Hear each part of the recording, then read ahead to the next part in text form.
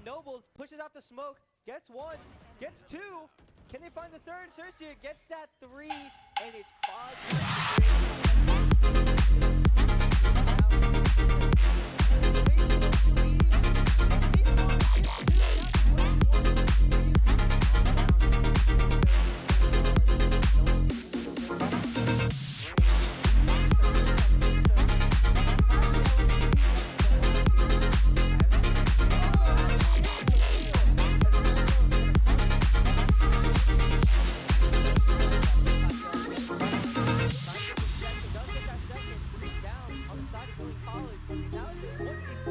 'Cause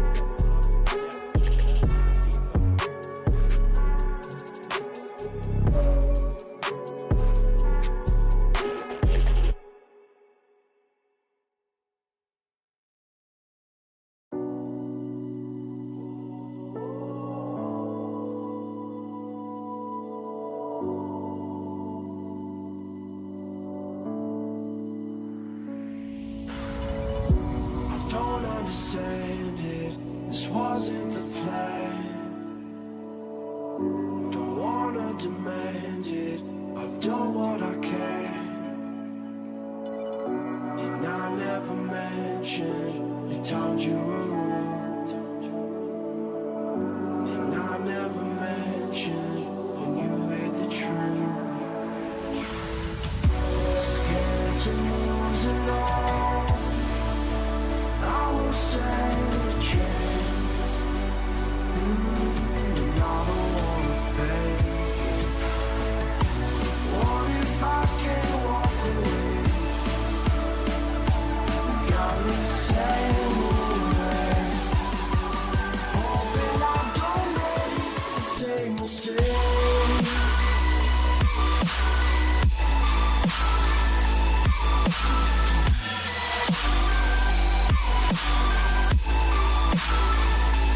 Same mistake.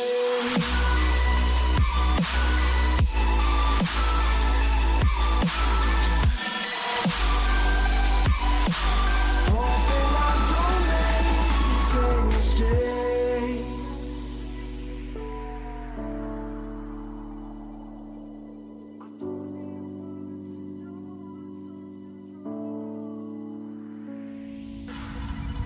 I don't like to leave things unresolved. Maybe it's madness. I'm begging you, please pick up the call. You're causing me damage.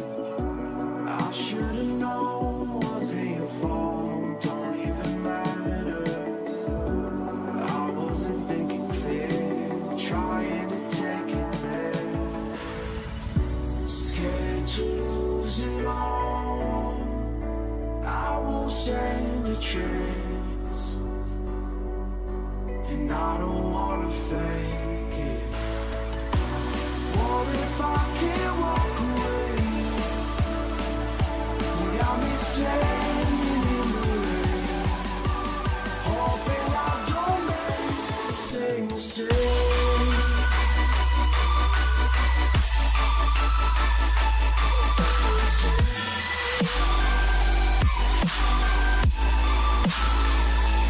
Same mistake.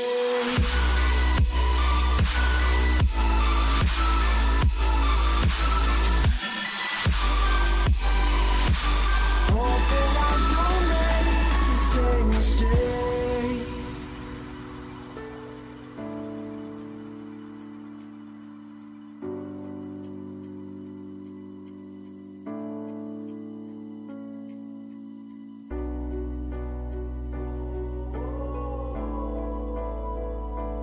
I'm just standing in the rain, hoping I don't make the same mistake.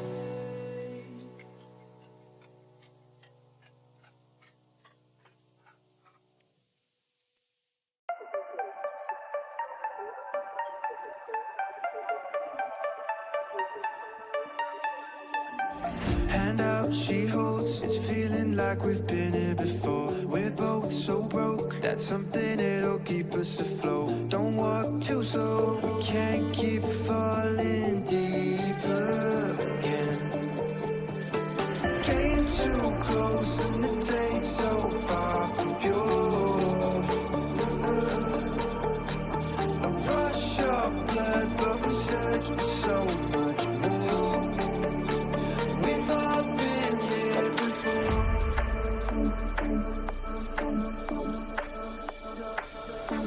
We've all been here before.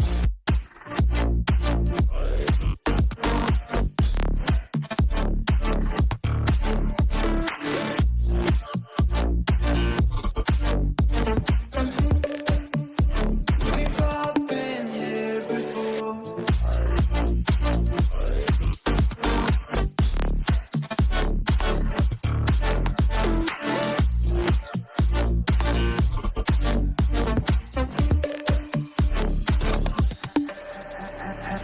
Hand out, she holds. It's feeling like we've been here before. We're both so broke. That's something that'll keep us afloat. Don't walk too slow. We can't keep falling deeper again. Came too close and the taste so far from pure. A rush of blood, but we search for so much more. We've all been here before.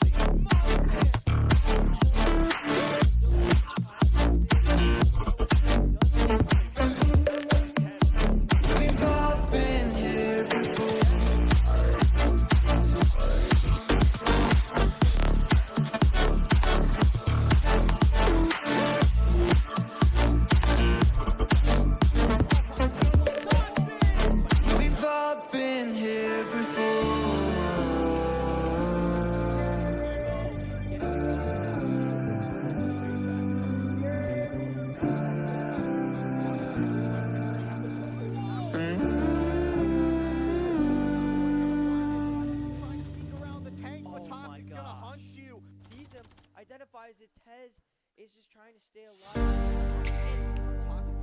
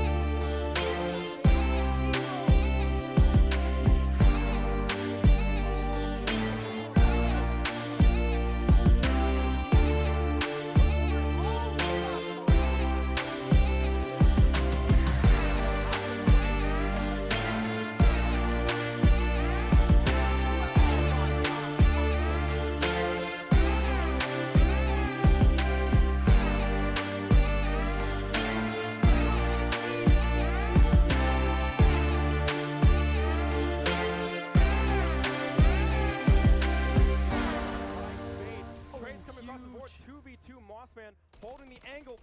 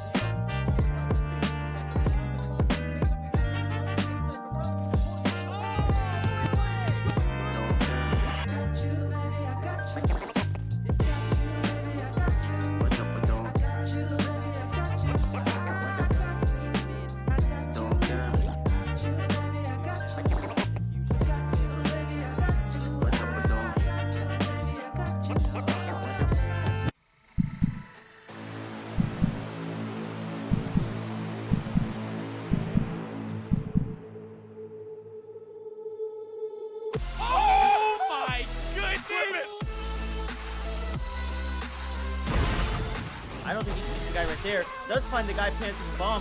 Parlays it into his second. 1v3 looking for the clutch, looking for the last two. He's gonna find one. Another one walks into the cross. Absolutely a must-make because of the ease of them. What? The rest of his team is slowly collapsing. The Sombra is the last player alive, and Bluedex with the clutch. Yella gonna get the Nair, starting out the Nair train. Boy cannot get out of it. What are we gonna see? The forward air, then down air. Taking some form of space outside the spawn door, but Dragon Blade's gonna look to take it right back with a huge shatter. Oh my god! Another pick! Another pick! Oh, he just keeps going and the pick bang! Hard point in the hand of the other team. Toxic trying to find one, finds a second. Does he get the third? Finishes off with the pistol! The entire team in front of him, and he's gonna find four! The ace, actually! Push all the corner, and Gingy staying deep instead of going defensive like usual.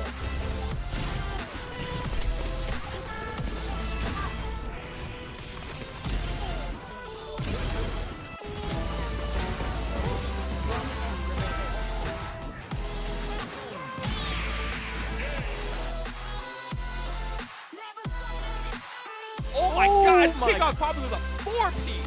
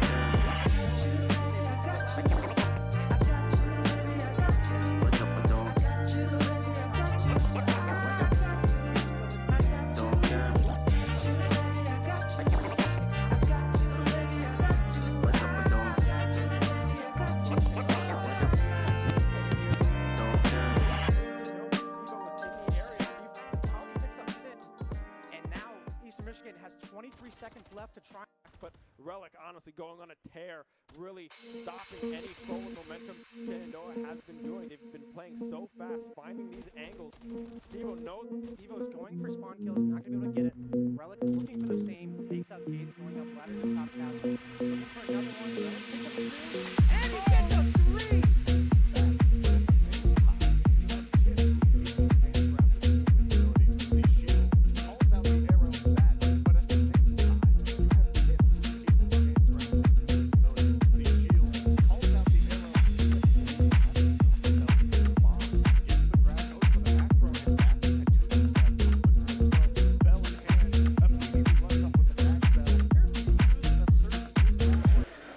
Hello everybody and welcome back to another Shenandoah Esports broadcast. My name is Vitaly Rivera and alongside me today is Avery. Avery, how we doing? I'm doing fantastic, Vitaly. Got the COD team right behind us, ready to get into some action. Another double header today, Vitaly. Yeah, it's going to be a really big one. Today we're going to be going first up against UNCC, and they're both also have a 1-1 record, which is going to be an action-packed series in our first game.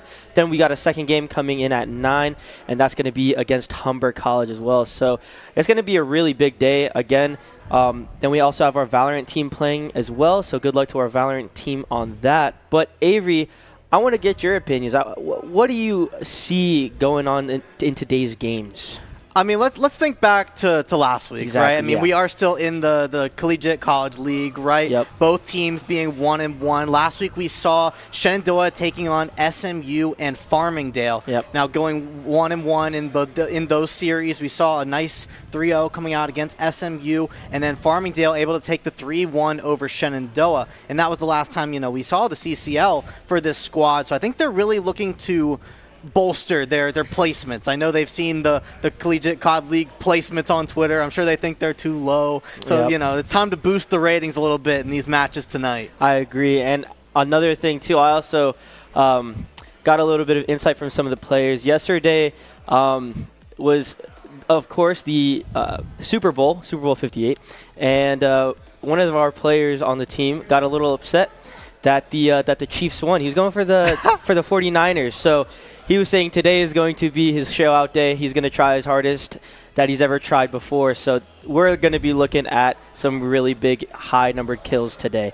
But first, I mean, let's talk about Niner Esports, right? And they're a really solid team. I know that last year they also had a really good season, and again, they have a lot of really stacked players, and I believe a lot of them are still returning as well. So again, we're going to be seeing still some really solid coordination from that team as well. And then as far as Shenandoah is concerned, again, this is going to be the same roster as we did see last Monday. But the boys have still been playing. We still see a couple of them playing in our NACE League as well and also in our CXP League as well. So they still have reps in. They still are ready to play whenever. But yeah, that's how it's been for at least the Call of Duty side of things. Yeah, I mean, this team is so expansive. I mean, I believe this is going to be our largest roster that we have at Shenandoah right now. I think I can say that pretty confidently. This is going to be the largest roster. Maybe Overwatch is pretty close. But, yeah, I mean, this team has, subs. They play in 3 different leagues, I believe. Right. I mean, and able to play different players in those leagues. Today, we got the CCL squad behind us. Yep. But yeah, I mean, I think that's funny how you brought up earlier how the Chiefs won the Super Bowl and we've got the Niners that we're playing against right now. Right. I think that's so funny that, the 4 Niners who our players, betting on. Now we got, playing against Niners Esports. Right. Niners got a great program. I've seen them come out to our Boost on the Beach event. I remember they were at our Boost on the Beach event in Rocket League last time, and I believe they performed fairly well in that event. So, great competition squads coming out from those guys. So I'm excited to see what they bring to the COD table. I 100% agree. I mean, again, the whole esports program over there is doing a fantastic job. Hats off to you guys. And hopefully we get to see some more action today. We're still trying to figure out. We're going to actually be going into map pools now, as we have a Skid Row hardpoint for our first map, and following behind that is going to be 3 invasion maps, but they're going to be search and destroy, control, back onto hardpoint. And if we get it to a map 5, we're going to see some high-rise search and destroy. I don't think we've seen high-rise search yet for at least this season of Call of Duty. So this is going to be a very interesting series. Yeah, I don't believe we've seen that high rise, but one thing that's very familiar, my last cast, I mean, a lot of invasion again. Yep. I believe we had a really heavy invasion middle part.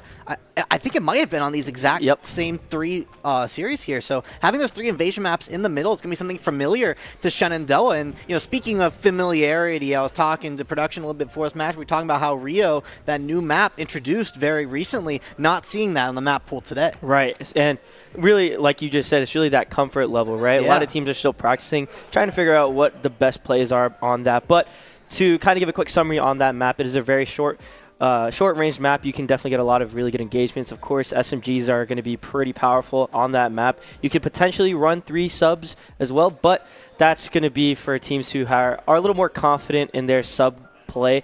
But again, I mean, the 2 AR, 2 sub meta is still going to be really solid. And yeah, I'm also interested why Rio was not chosen. I know we've been practicing a little bit of Rio, and we've enjoyed it ourselves. But again, having that comfort level really needs to, you know, build and expand the more that they practice. So hopefully we'll see some Rio soon in the future. But let's talk about that Skid Row first. Skid Row hardpoint. We have been having a pretty solid series in terms of our hardpoints. We did win against SMU on that hardpoint game. But then Farmingdale, I believe, took that map 1 in That's true, yeah. In that series. So again, Farmingdale, such a great college in terms of COD and their play style. So they definitely had, you know, a lot of good plays coming into that map.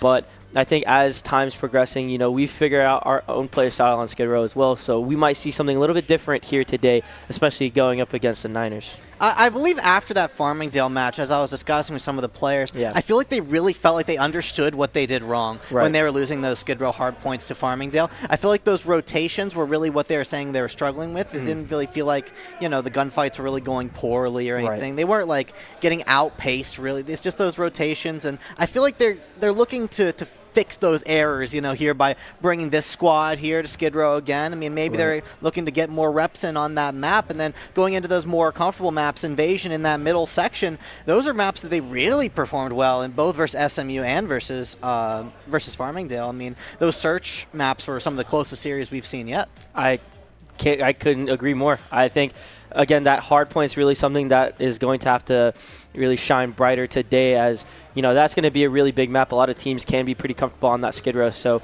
you know, having those rotations down, being able to, you know, have those power positions when needed are going to be huge. And I think with us being able to have those reps in, especially against the other colleges throughout, you know, all of our leagues that we're playing, and, you know, we've been getting those reps in, and it's been definitely improving every little bit. So, but that invasion is something that I really want to talk about. That invasion search for our team, I believe, like, we get really, really aggressive, and I love that for the attacking side. For the defending side, however, that could be where I kind of teeter-totter along that line. A little too much? Yeah, it could be a little bit too much at times. You know, sometimes you want to just play safe. You want to hold those angles where you can. But again, being aggressive isn't bad, but knowing when to get aggressive is really what's important, right? So being able to identify where everyone is on that map is going to be crucial, and hopefully we get to see, you know, a little bit of aggressive plays. I'm not too much of a fan of getting aggressive, but, you know, we can definitely see some of it. It definitely sounds like you're expecting this match to be very fast-paced, Vitaly. Is that fair to say? I am, yeah. I think there are going to be times where, you know, they're trying to be a little bit more methodical, a little bit slower, which is good. But at the end of the day, I think our play style really revolves around that aggression, being able to, you know, put pressure where we can around the map early on. And that's how we've been able to find success. And, of course, there's other ways to find success on that map. And that's just one that we've been able to really buckle down on. Yeah, I mean, the pressure that Shenandoah can make other teams feel is very real. And, I mean, we saw that last week. I would be shocked if we didn't see it again today. I mean, they're just so aggressive. They're able to hold those angles when they need to, like you said, on Invasion. I mean, a bigger map where you're able to play more angles if you choose to, but Shenandoah able to press forward as well, get their picks where they need to. I mean, we're looking at, you know, Invasion Search, but we're also looking at Invasion Control, where we're going to have to deal with things like attacking and defending sides, where there may not be, you know, a single strategy that Shenandoah goes into the map with, but they can change based on how they see the Niners perform. Like you said, Vitaly, I mean, those Niners are going to be strong contenders. They're going to be sharp players. So when you have such a thriving esports program that can produce such great COD players, those are going to be the schools that are going to force you to adapt as a squad and change your tactics. I mean, especially when we look at things like Search, things like Control. I mean, on Hardpoint, you can run around the map a little bit, see where you can get your picks, and push forward. But on those more tactical game modes, it's going to be more important to show up that adaptation, and I know that that's something that Shenandoah does amazingly. Right, adaptability is the biggest thing that I was 100% agreeing with, and being able to adapt in those situations is something that I, again, agree with Avery here. Being able to have that in your back pocket is something that not a lot of teams have, right? So especially in a respawn game mode like Control, where you're able to either get the respawn kills or you're getting killed off of respawn, being able to try and figure out those little loopholes, those little slips in their defense or offense, rather, right, is something that's going to really cultivate for a good Control series. What's interesting is when I've seen Shenandoah play Control in the past, right? You say they're such an aggressive squad, right? Yeah. I've rarely seen Shenandoah go to lives this season. I've seen a lot of attacking and defending the points. Is that something that we could see again tonight? Yeah, I think we can. I think being, again, aggressive has multiple layers to it, right? So you could, finish the Control games off on just only kills. You could also finish it, in an aggressive style while just having a lot of pressure and presence on the map, right? So having those angles held, having those really aggressive holds are something that's going to allow, teams like Shenandoah, for example, to really flourish and shine in those situations. Yeah, I mean, this squad just able to do it all. I mean, Steve-O going to be that player where you see at top of the kill feed most of the time, going to be that IGL, that team leader to really lead this squad. And you got players like Relic and like Mossman I think are really adaptive players. Sometimes you see them on those more invasion maps holding those long angles, right? I see them holding those tank angles a lot, holding that area, I forget what you guys call it, where like that big fence, that really long bridge, that bridge. Yeah. I know that that's one angle you guys like to hold there when we're playing those more vision-based tactics. I saw Sid bring that out in that last COD match. That wasn't in the CCL, but that was the last match I believe they played. So yeah, I mean, they're able to do so many of these different things. And then, of course, you got Toxic, who I know performed so well last week in the CCL. One of the best performers against SMU and Farmingdale for my last cast. So yeah, great stuff to all of the squad. And I mean, they're all over the place, right? I mean, yeah, I'm excited to see how these boys perform. I know, like I said, we're going to be trying to see a little bit more high kill game today, especially after what happened in the Super Bowl. I was personally going for the 49ers. Who are you going for, Avery?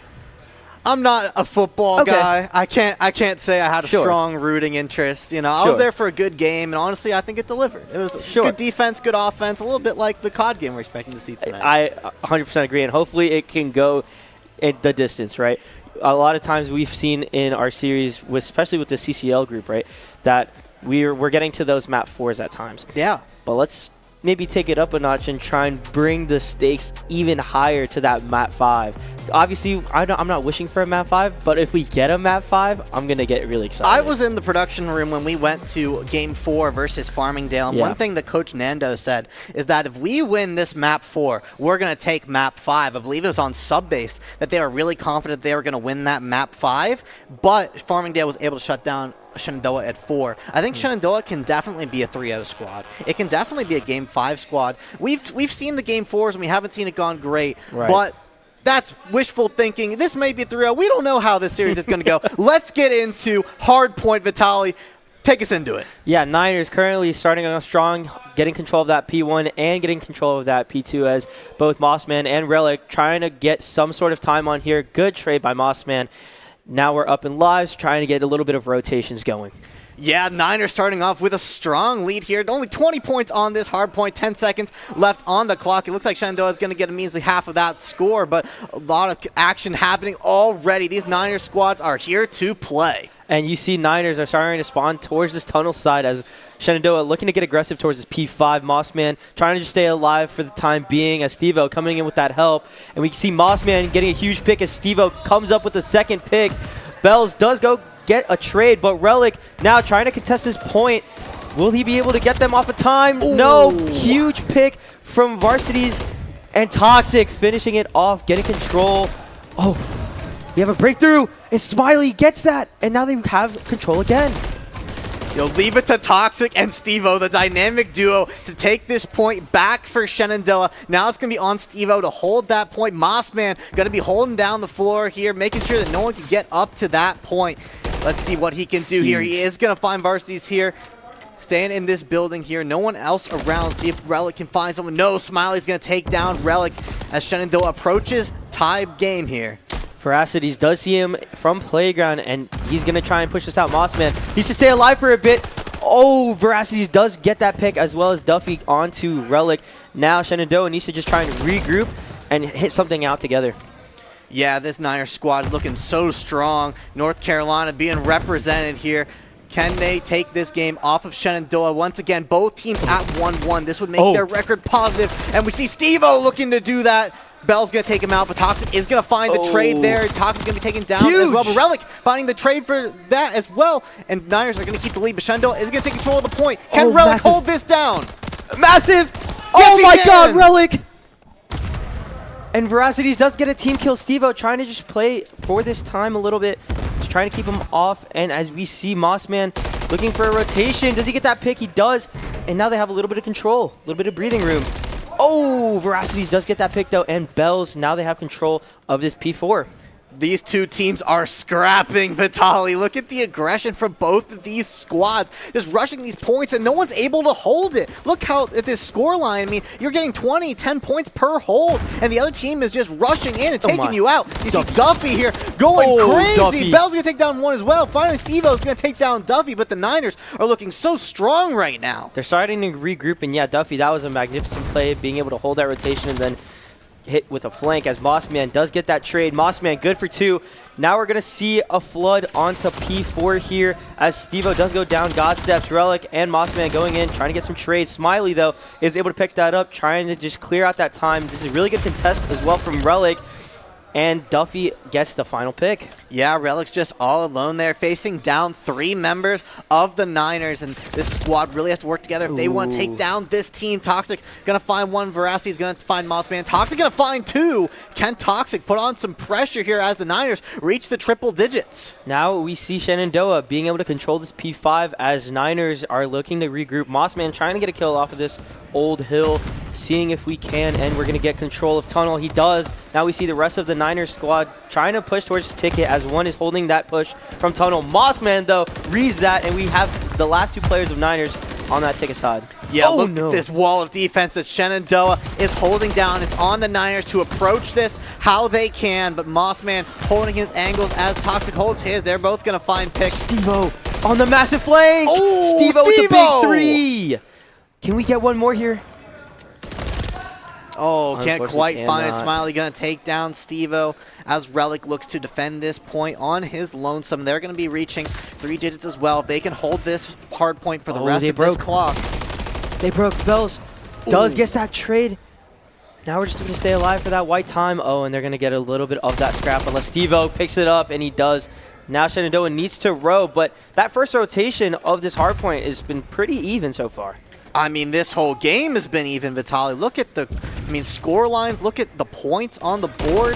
This has been a fantastic map 1. It's going to be which team can take this second half here as we go into a near even hard point. Relic's going to be pushing forward, but taken down by Bells. So impressed by Bells' gunfights here. Just outpacing Shenandoah right now, but Relic and Mossman gonna move in together. Nope, they're gonna separate. I lied to you guys as the Niners hold down this hard point. Can Shenandoah approach this in a tactical way? Still 30 seconds left to go. Huge. Relic is trying to push through, but they do get pinched as Steve-O is just trying to go big here, just getting some time, but we do see Mossman already set up on that P2, which is massive because that's a money hill. Yeah. Oh, wait. Oh, Duffy on the flank, and Veracities. Relic gets 1, doesn't get the second, but Mossman can get this trade here.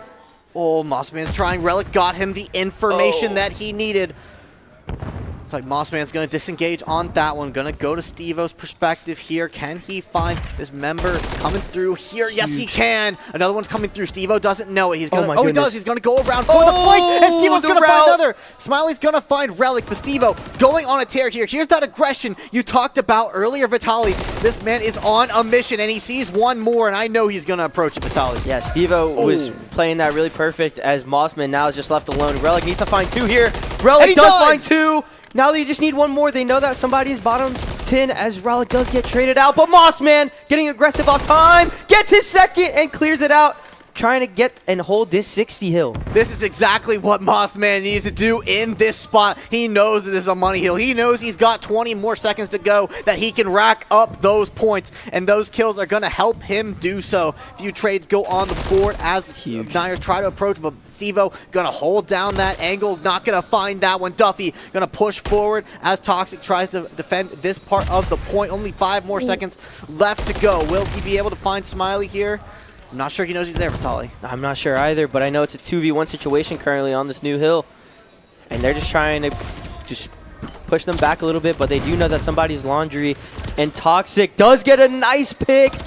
And Relic also with the massive pick. Toxic coming in for the second piece. Now Niners are just spawning out, and we have a huge, huge hold here.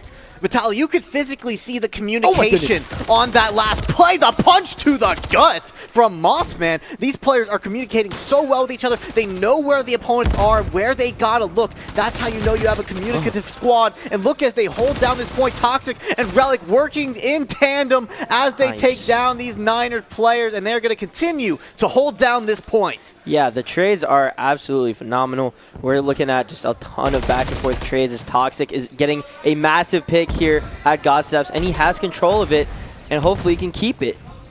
I mean, it looks like they're going to. I mean, this team is just going so crazy right now. Toxic going to be taken down by Duffy. They're able to get the high ground, but not able to find the shots as Mossman tries to approach 3 here. Is able to get 1. Going to throw some nades, but Bells wisely dodges those. Doesn't get too aggressive, and EMU is going to win out because of that one. Smart play there from UNCC. Yeah, and Stevo just trying to keep control. They are able to hold 60 on this next hill and be able to win the game off of that. But I think they're just trying to assert a little bit of pressure as we do see Stevo is rotating to this new hill here. Gets a massive pick, but now he's left alone in a potentially 1v2 situation. Oh, but Stevo gets that massive second pick, being able to help out this new hill. It almost looks like Shenandoah has abandoned this current point. Yeah. It looks like they're looking to hit this rotate as Mossman goes a little foolish, but Duffy's going to stuff that one out as Stevo looks to find his pick as well. Gonna find it. And it looks like Shenandoah is going to be able to hold this next point here as Relic finds the trade there onto Duffy. Here is the new hard point. Even scoreline here again, Vitali. What's going to happen? It looks like Niners are trying to get control, but Mossman is looking to get 2. Doesn't get 2, though. But Niners are holding control now as they do have roughly 50 seconds on this hill, which will allow them, I believe, to win if my math is correct. But Relic trying to cross, gets a massive pick. Now they're trying to just contest this time. Relic does go down though, and Stevo is able to pick that up. Now it's a 1v1 situation. Stevo has to go crazy here. All his members are respawning. He knows that he has to take down this point if he wants to win the game. Massive picks there from Smiley and Duffel. Gonna take down Stevo and Toxic. Relic gonna find a trade, but Veracity's gonna take down Mossman and Relic as well. Great stuff from Veracity there. Gonna be able to hold down this point. He knows how important it is. Finally, Toxic gonna find that one, but can Shenandoah retake this point? They may not need to, as the clock is running low and the game is not lost yet. Yep, it's currently 38 seconds to 9 seconds if we're looking at it from 200 mark, but we do see control of Shenandoah's point here, and they're looking to spawn. They're spawning double doors. They're just looking to try and hit something out together here. Oh, you can see that the team knows the angles that the Niners want to approach from, and they are just holding them. It's time for Shenandoah to not play aggressive. It's time for them to take their angles. You can see Mossman going for that. Stevo and Toxic. Toxic's gonna find 2. Smiley gonna take down Mossman, but Toxic is still in the kitchen as he continues this streak. Multi-kill of 3, and Shenandoah is going to take the lead. Yeah, Stevo looking to try and go big here, but Relic is able to get that trade. Toxic does not get that kill, but they have 15 seconds left. They're still able to win off this. They need 5 more seconds. Stevo is able to contest. Maybe he can try and get a pick here, but the contest is huge.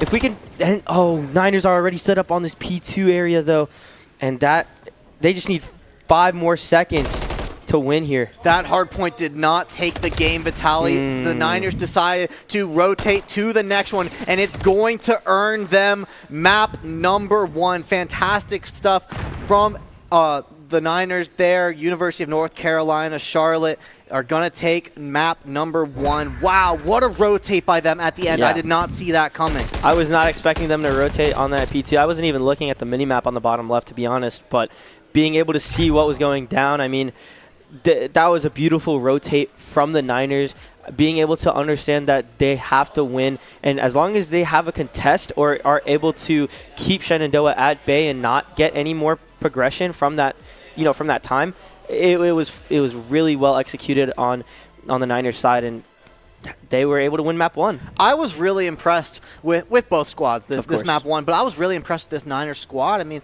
really, they almost felt like the aggressors in some of these spots. I mean, we saw players like Bells, players like Veracities, who were able to win these 1v1s, these 2v2s, and were able to catch Shenandoah off guard. Vitaly, take me into the mentality of Shenandoah right now, having losing that hard point. It's such a close battle. Yeah, I mean, honestly, I don't think a loss like this is going to really affect them too much, as, we're now starting to think about that map too, right? Invasion Search. We're wanting to try and focus on what we need to do to win this map too. But if we're looking back and reflecting on that map 1, I mean, honestly, they played it really well. And it got really close because, again, both teams did really well being able to find those loopholes, being able to find those little, cracks in their defense and offense, of course, right? And, plays happen, and being that this last P2 hill, Niners wanted to really play for that. They knew that they just needed to hold them at bay. But again, like something like this where Veracity is being able to just go on those flanks. And I mean, let's also talk about Duffy for a second. They had an incredible moment where they were just able to hold what they could, and then they found a lot of really high value picks, and that allowed for the Niners to have some breathing room, right? And it seemed like this whole series, honestly, there was no breathing room, right? Maybe a split second, but that's just when everyone's respawning. But, as soon as everyone is in the action, it was just nonstop. And, I mean, this route from Steve-O was wonderful, being able to get that massive pick. And, again, the trades happened, big plays happened, and Niners were able to just get one more big play.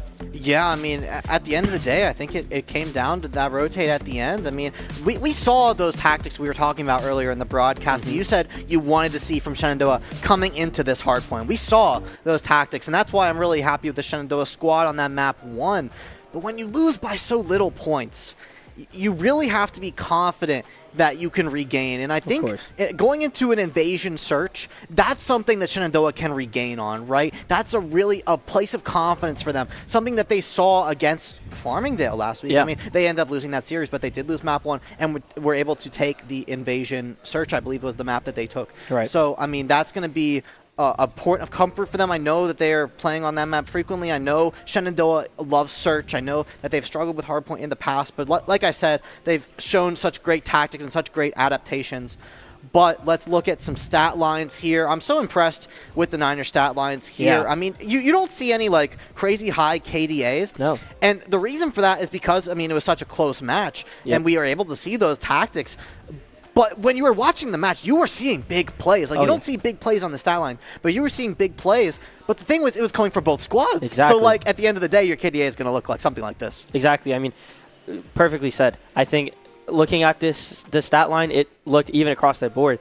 And being able to have that kind of versatility and, flexibility throughout a roster is something that's really hard to find, right? So, absolutely. Niners being able to really clutch that win. I mean, that was by 4 seconds, too. Crazy. Like, those 4 seconds were massive. They took the 4 seconds to go rotate onto that new point, and where Shenandoah decided that they wanted to try and break and hold for that last bit of time. But again, those are the small micro decisions that, you can reflect on in the past, but at the same time, you don't want to dwell on it, especially when we're getting into a search and destroy. You're not going to kick yourself for not rotating at the end there. I mean, Shenandoah very easily could have won on that hard point that we saw. I mean, we were seeing the clock and we were calculating the points. They were going to win on that hard point if the Niners didn't do the contests that they were able to do.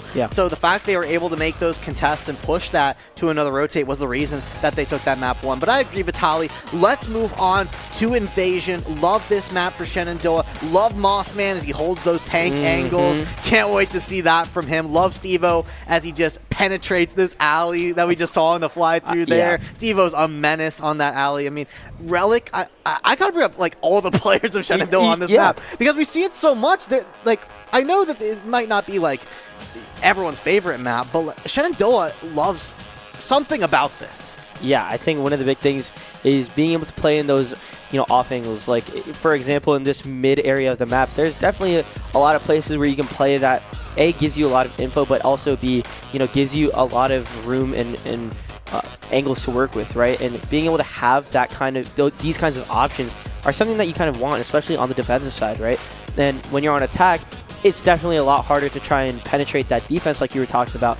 But again, if cards are in their favor, if they're trying to be aggressive and trying to push through, let's say, towards this B-bomb site here that the fly-through is looking at, I mean, being able to get those valuable trades is something that will lead to Shenandoah's success.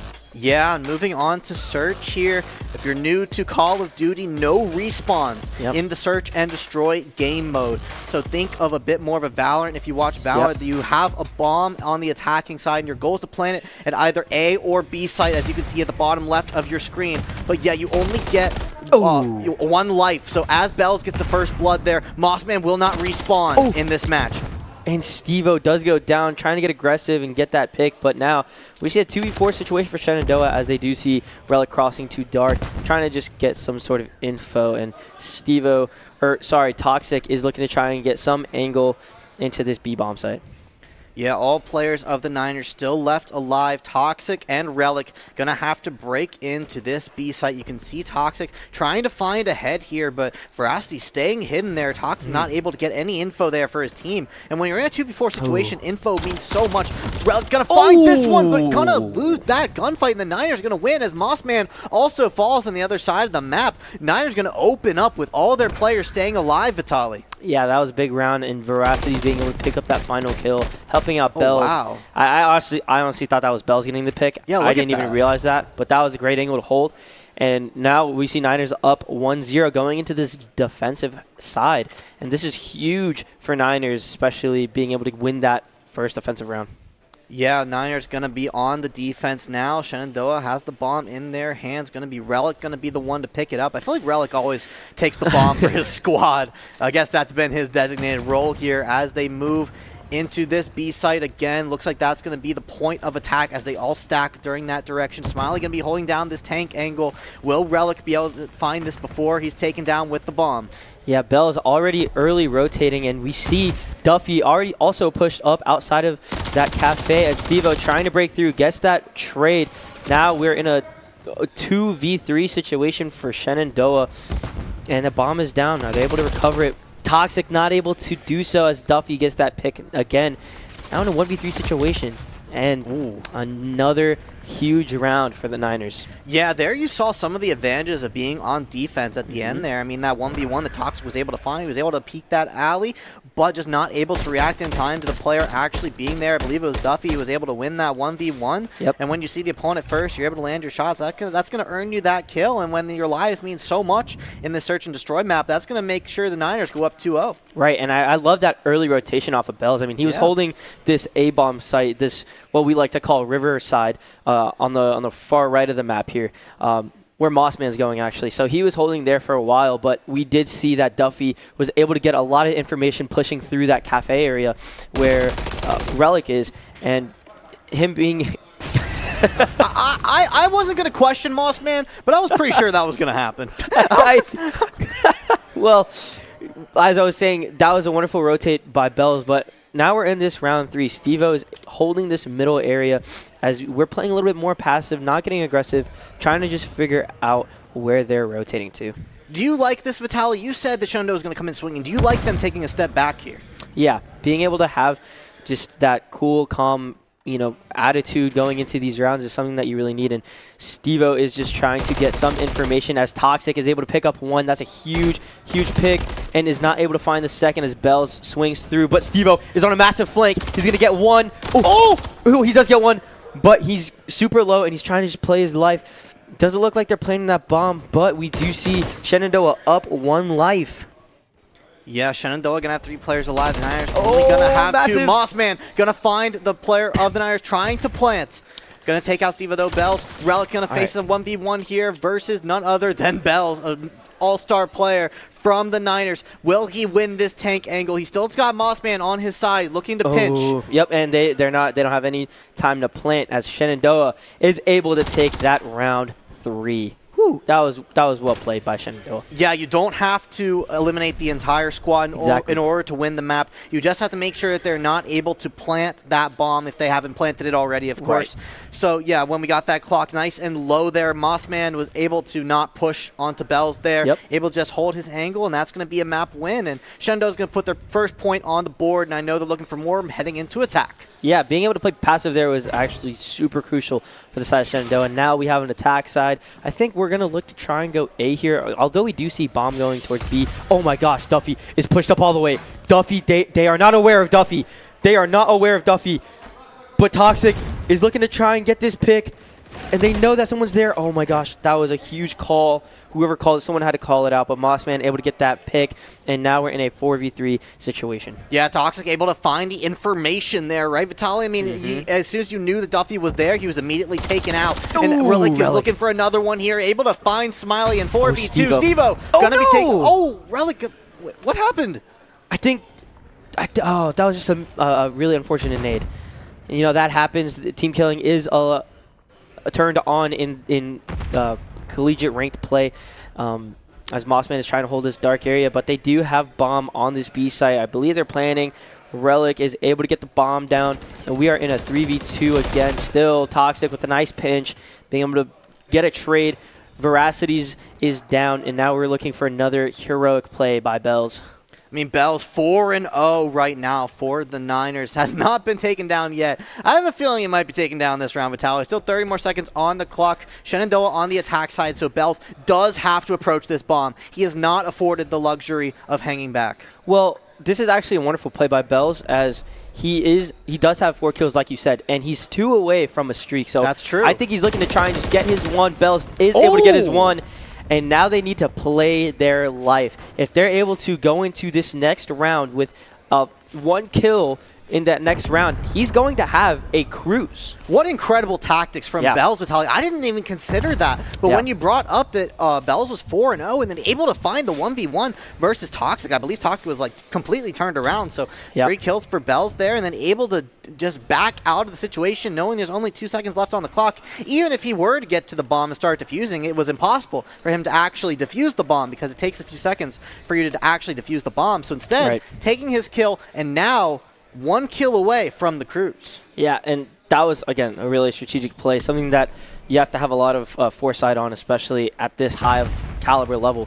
Bells is trying to get aggressive and is trying to get this pick. Oh, and Mossman is able to get that pick, and Bells does not have the opportunity to get that cruise. Massive from Mossman on that pick. And we do see Steve-O having control of this top broken area, as we like to call it, and being able to just hold the fort down, as we do see Toxic holding that A-bomb site. Relic, though, is starting to get pushed out from this middle area and this freezer side. Relic is just staying down, but there's help is a little bit late, as Toxic does get 1 and Smiley gets that trade. Now we're in a 2v2 situation. Mossman is in dark. Yeah, this might be the first 2v2 I can recall from this series. UNCC gonna plant the bomb at A. I'm pretty sure that's the first A plant we've seen tonight, Vitaly.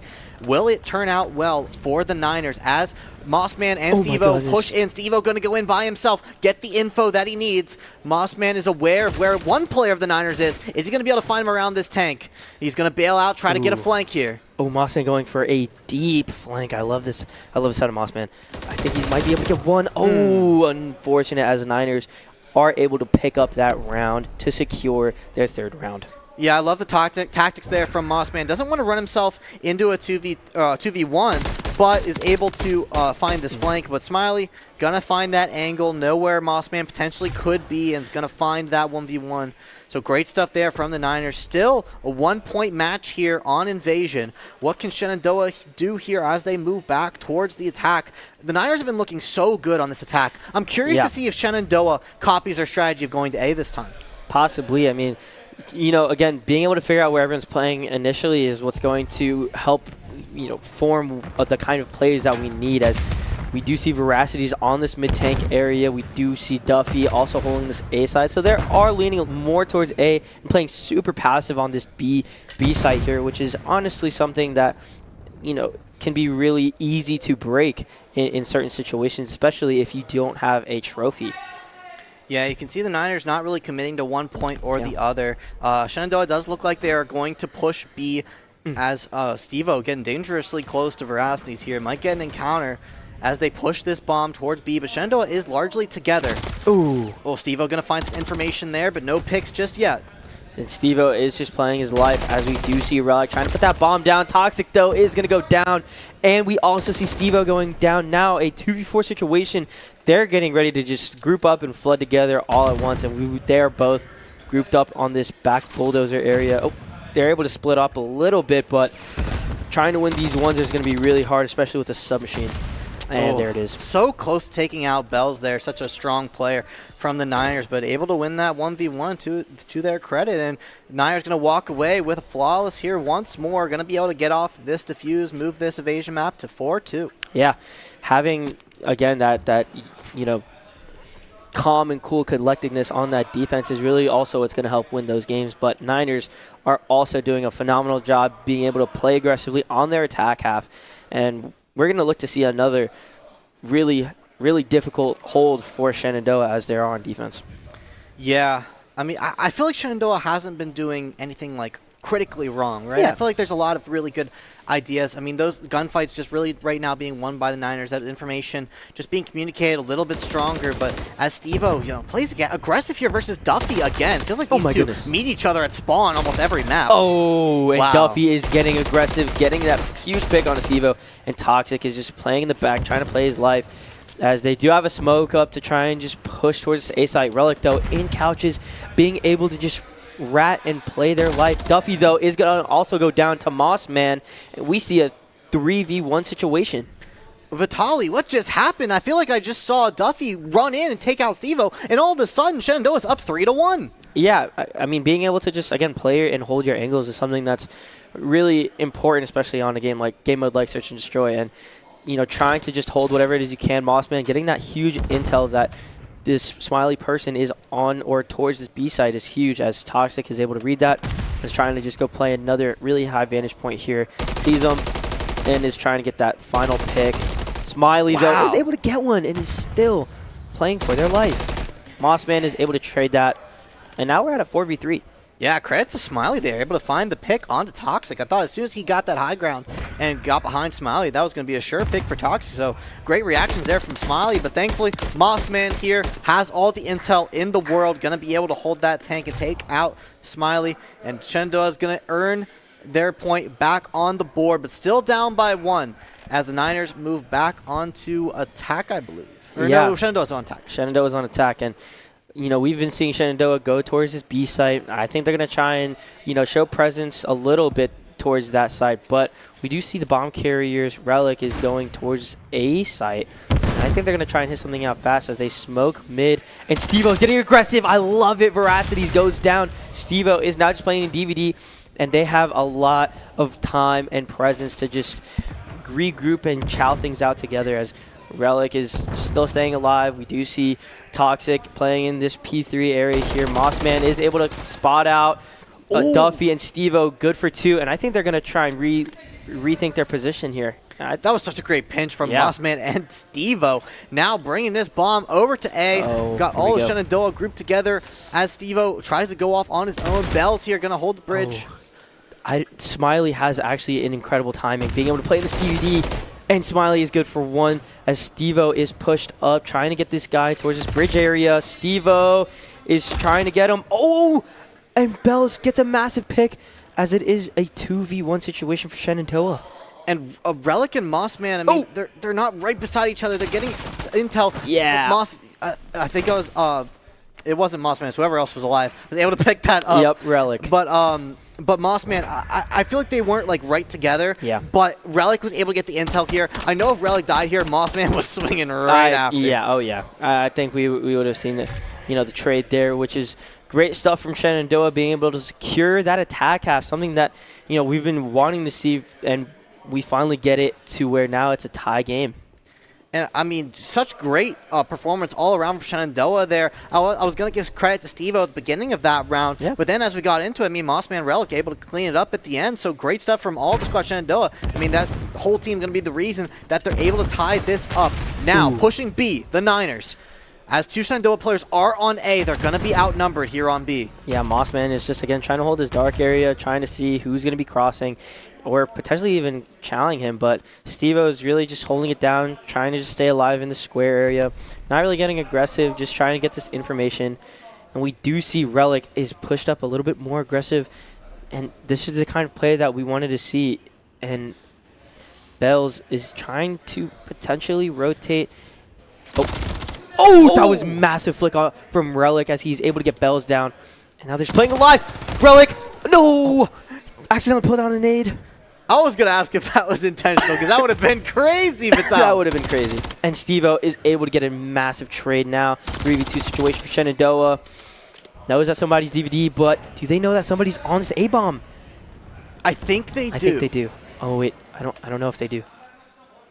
I don't know if they do. You can tell the Shenandoah squad is playing really conservatively, Vitaly. Look how they're like engaging and then disengaging. They're feeding intel to their teammates, but then Mossman! Mossman with 2! Mossman! I was gonna say he found 1 and gets himself in a 2v1 situation, but Mossman just gonna clean up the board for SU. Huge play. Let's see that one again. Yeah, just finds the head of Verastes there. Absolutely beautiful there from Mossman. Wow, what a play to bring SU to the lead. Yeah, Mossman being able to clutch up that 5th round for the side of Shenandoah, and we're going to see an attack side again from Shenandoah. Hopefully, they're able to play, again, patient, but at the same time, aggressive. It is kind of counterintuitive to play patient and aggressive at the same time, but again, being able to find where everybody is playing and then just hitting it hard either site is going to be something really big. And they are able to get that nade onto the Duffy here.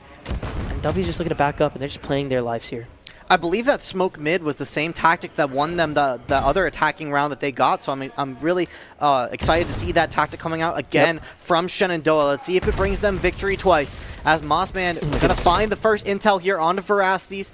Just going to be looking at this tank line, trying to find someone on this B site, but I think they are playing that slow tactic, Vitaly, as they get even more information. No picks found yet, though, as Mossman's on such little HP, but gonna come away scot-free as you do regen health quite quickly in this game. Yeah, and that was actually a recent patch, being able to regen a little bit faster, but Steve-O is looking to get a little bit aggressive. Oh, I love this. I love this out of Steve-O. I love this out of Steve-O. That was a massive pick. Now it's a 3v1 on A-bomb. They have a trophy down. They just need to push and get the trades. He's on A-bomb, and they know that. Oh, my God. And they know that Smiley's mid-tank. I think Steve-O saw him. I don't know. Oh, they have to. Veracity's They know he's there now. Will Moss be able to find the trade? It's an intense 2v1 here. Mossman and Steve-O versus Smiley. They're going to start to plant the bomb. They know they have to plant soon. Whoa. That's not enough time. That's not enough time. I think he has enough time, Vitaly. I think so. He does. It's going to be planted. Incredible play.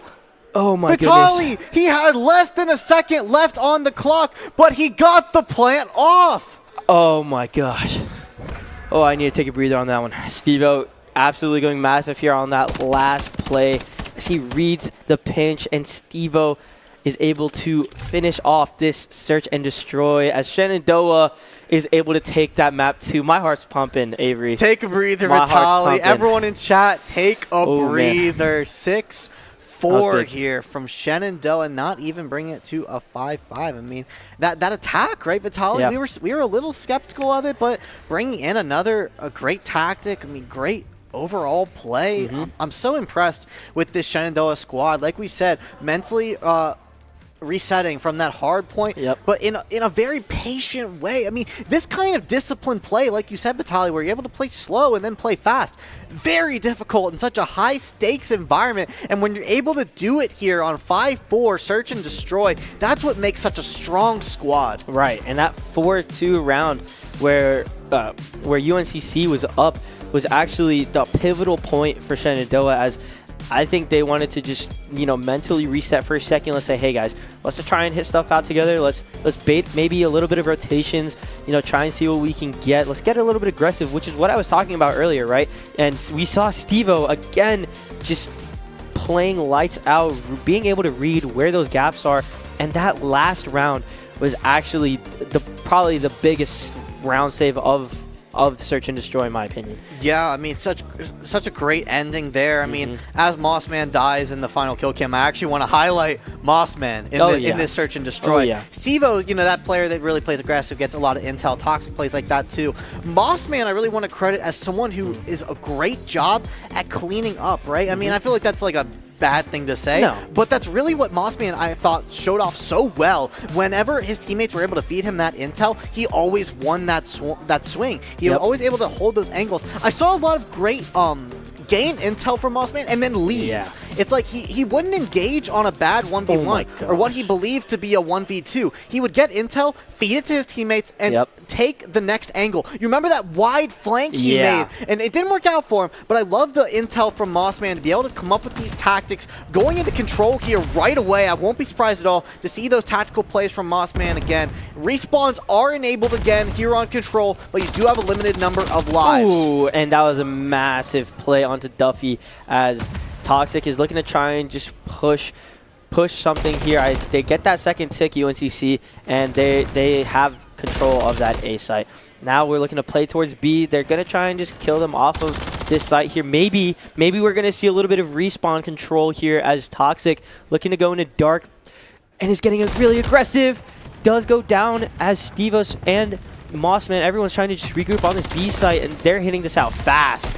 The rest of UNCC are on this B bomb, or B control. This is very fast, Vitaly, and as fast as it is, still 20+ lives for both squads, and the U progress at B is just climbing. I mean, UNCC is looking to cap this off right away, Vitaly, and it looks like they are. Wow, such a fast opening from UNCC, able to cap off that A point almost instantly, and then that B point really didn't last much longer. I mean, only 10 lives taken, I believe, in total from both squads, so great stuff from UNCC, able to hold down those points, showing off their strengths. Let's see what Shenandoah can do here on the attack. Yeah, that first round was clinical by the Niners. I mean, being able to stack on that A site and just getting the picks where needed, planning those off angles where needed, and again, being able to have that kind of confidence and coordination, you know, throughout all the players. I mean, that was a clinical first round. But Shenandoah now attacking. They're trying to just push out this B site. Typically, it's common for teams to go towards this A site, but we do have Stevo holding the pinch as he does drop, and Toxic is able to pick that up. Not able to get a kill, though, and I don't believe they know that Bells is already towards their bridge side, towards their river tank side, and Stevo does pick it up, but is not able to get the pick as this B site is getting contested by Duffy. Mossman is able to clean that up. And Toxic does go down from Smiley, but this B site is getting ready to be capped. And now we're just looking for A. Yeah, Mossman gonna duck under that stone wall, gonna cap off that B site. Able to get it slowly but surely as the Shenandoah squad rotates over to A. This UNCC squad being so aggressive here. I'm really surprised that they're able to put on this kind of pressure to Shenandoah. But Shenandoah just not caving here. Stevo does go down there from Veracities, but able to find a pick before that. So 22 lives each from both squads as they look towards A. Yep. They have a lot of time. I mean, they can definitely look for a wrap. I mean, Smiley is trying to just hold the wrap, hold the pinch, and Mossman going through this A-bomb side. His Relic gets a massive pick on the Varsities. And we do know that somebody's on that bomb. Mossman gets a nasty wall bang, though, as now DePhil is coming in. Duffy on that point as Smiley goes down. Now we're looking to just pinch. They are spawning towards this gas side and that back blue area. But Relic is just trying to stay alive. Duffy, though, is able to get those massive 2 picks. Those picks mean so much for Shenandoah. If Shenandoah is able to take out the entire squad of UNCC, then they're able to get massive progress on that point. Oh, but because Steven UNCC is able to hold this down so well, that's why they've been able to keep them off this A site. But 2 massive picks from Stevo and Mossman is going to open up this A site. We're going to get some progress here as Duffy holds down the site, takes down Mossman and Toxic. Bell's going to take down Stevo. Relic going to find the trade, but a massive play there from the Niners. Yeah, Veracity understands that Relic is somewhere in this area, and they're just trying to clear him out. out as the rest of Shenandoah is trying to push towards this middle area. Relic has control of Laundry. They also do have control, the Niners have control of this cafe area, and they're looking to potentially clear him out. Toxic is not knowing of that and goes down in couches. And now it's a 3v3 situation. Oh, 3v2 as we do see Bells trying to come support from the back. Relic able to go into that back ass area, and they're going to try and kill people off of spawn. Only 30 seconds on the clock, Vitaly. The Niners are holding down this A site beautifully. Steve-O going to find Veracity, but Bell's going to find Mossman. Good trade. Toxic going to find the trade there. Can they push this A site? They need to get on it soon. Relic go big. Oh, Relic go big. Relic go big. Going big. And Toxic, no, he's on time, able to just play his life. And they do have a trophy up, just trying to deny anything. Bells, though, does go down. Now they have 10 seconds left to just touch, and I believe that is it for Shenandoah, as that was a lot well played, you know, on both sides. Relic trying to just get on that time, but doesn't, unfortunately, and Niners up 2 rounds. I mean, wow, I really felt like Shenandoah had it on that last push. I mean, they looked so good, and the Niners, I believe, like, found, like, 3 like that. I mean, so good from the Niners, really able to hold down that 8 point. The point that you said that oftentimes teams go to first, it's going to be actually the one that Shenandoah isn't able to find. Yeah, it's really hard, you know, site to break. I mean, they have a lot more angles than you do if you're trying to attack onto that site. But again, if everybody's coordinated and everyone's looking to try and play towards that area, I mean, that just is a recipe for success. We do see Duffy trying to get aggressive, though, and is able to get in time first. Mossman is able to get a big first pick, and Steve-O also cleaning that up. Looking a lot better start on their defensive side, as Relic is also trying to help out, just clear out anybody else. Yeah, really gunning for that A site at the beginning, but looks like the Niners might bail on it to go for B, as they have 2 players on the B site, as you can see on your mini-map, as they try to gain control of that. Relic gonna find Veracity as they begin to rotate towards that B site. No one more on the A site. Everyone is going to B, and it's gonna be a massive gunfight here on B. Only 1 more tick to go as Bell. Wow, 3 different players of the Niners gonna take out the Shenandoah squad and secure B. Excellent stuff. And Veracity's one shot as Steve-O looks to try and pick him up, but is not able to. And if you're on the side of Niners, you're looking to try and just push towards the street side, as Relic is able to pick up on that, get that massive first pick, potentially a second. Relic goes huge, and now we have some sort of breathing room for Shenandoah. Yeah, a little bit slowed down here as the Niners are still on the side of that B side. They need to move over to A eventually, as Shenandoah has 2 up front, 2 in the back. But a lot of Niners momentum going into this alleyway, trying to push through to that A site. Steve-O going to try to take on this 1v1 here. I think he doesn't. Yeah, no more is going to push him there as he takes the high ground. They are trying to clear him out, though. Steve-O just playing his life. Such excellent survivability from Steve-O, but Duffy does find him eventually. Does read that as Relic. Huge tracking from Relic, and Mossman able to pick that up as well. This is a much better defensive look for Shenandoah. Yeah, this A site gonna be the stalwart wall perhaps for both teams. I mean, look how they were able to hold that high ground, able to hold these long angles. Like you said, Vitaly, a little bit easier to defend this point than that B site. So, will Shenandoah be able to take their first point here on control? Only 45 seconds remaining. As Shenandoah continues to hold the point, Duffy gonna press forward there onto Mossman. And Toxic looking to just play real passive here, trying to figure out, you know, if they're going to be pushing this front side of A. And we do see 2 players from the Niners are wrapping as one of them goes down, 2 of them trying to push towards the front side. They're not aware of Veracity's playing it a little bit close, starting to get that little aggression going, and you see a lot of pressure here from the side of the Niners as Duffy is able to get a huge pick. Veracity's. They're not aware of Veracity's, though. Mossman has to pick this up. Mossman, good for 1, is playing alive, playing perfectly, does get a little bit of time, and they get the trade. Huge trades from the side of Shenandoah as we get our first win on the side of Shenandoah. Wow, great A defense there from Shenandoah. At the end of the day, weren't able to keep the Niners off the A point. but when they got on it, Shenandoah was able to win the gunfights that got them the game. You can see Toxic here with a huge pinch. I would venture to say that Relic was struggling in that gunfight there, so great stuff from Toxic to find the pinch there.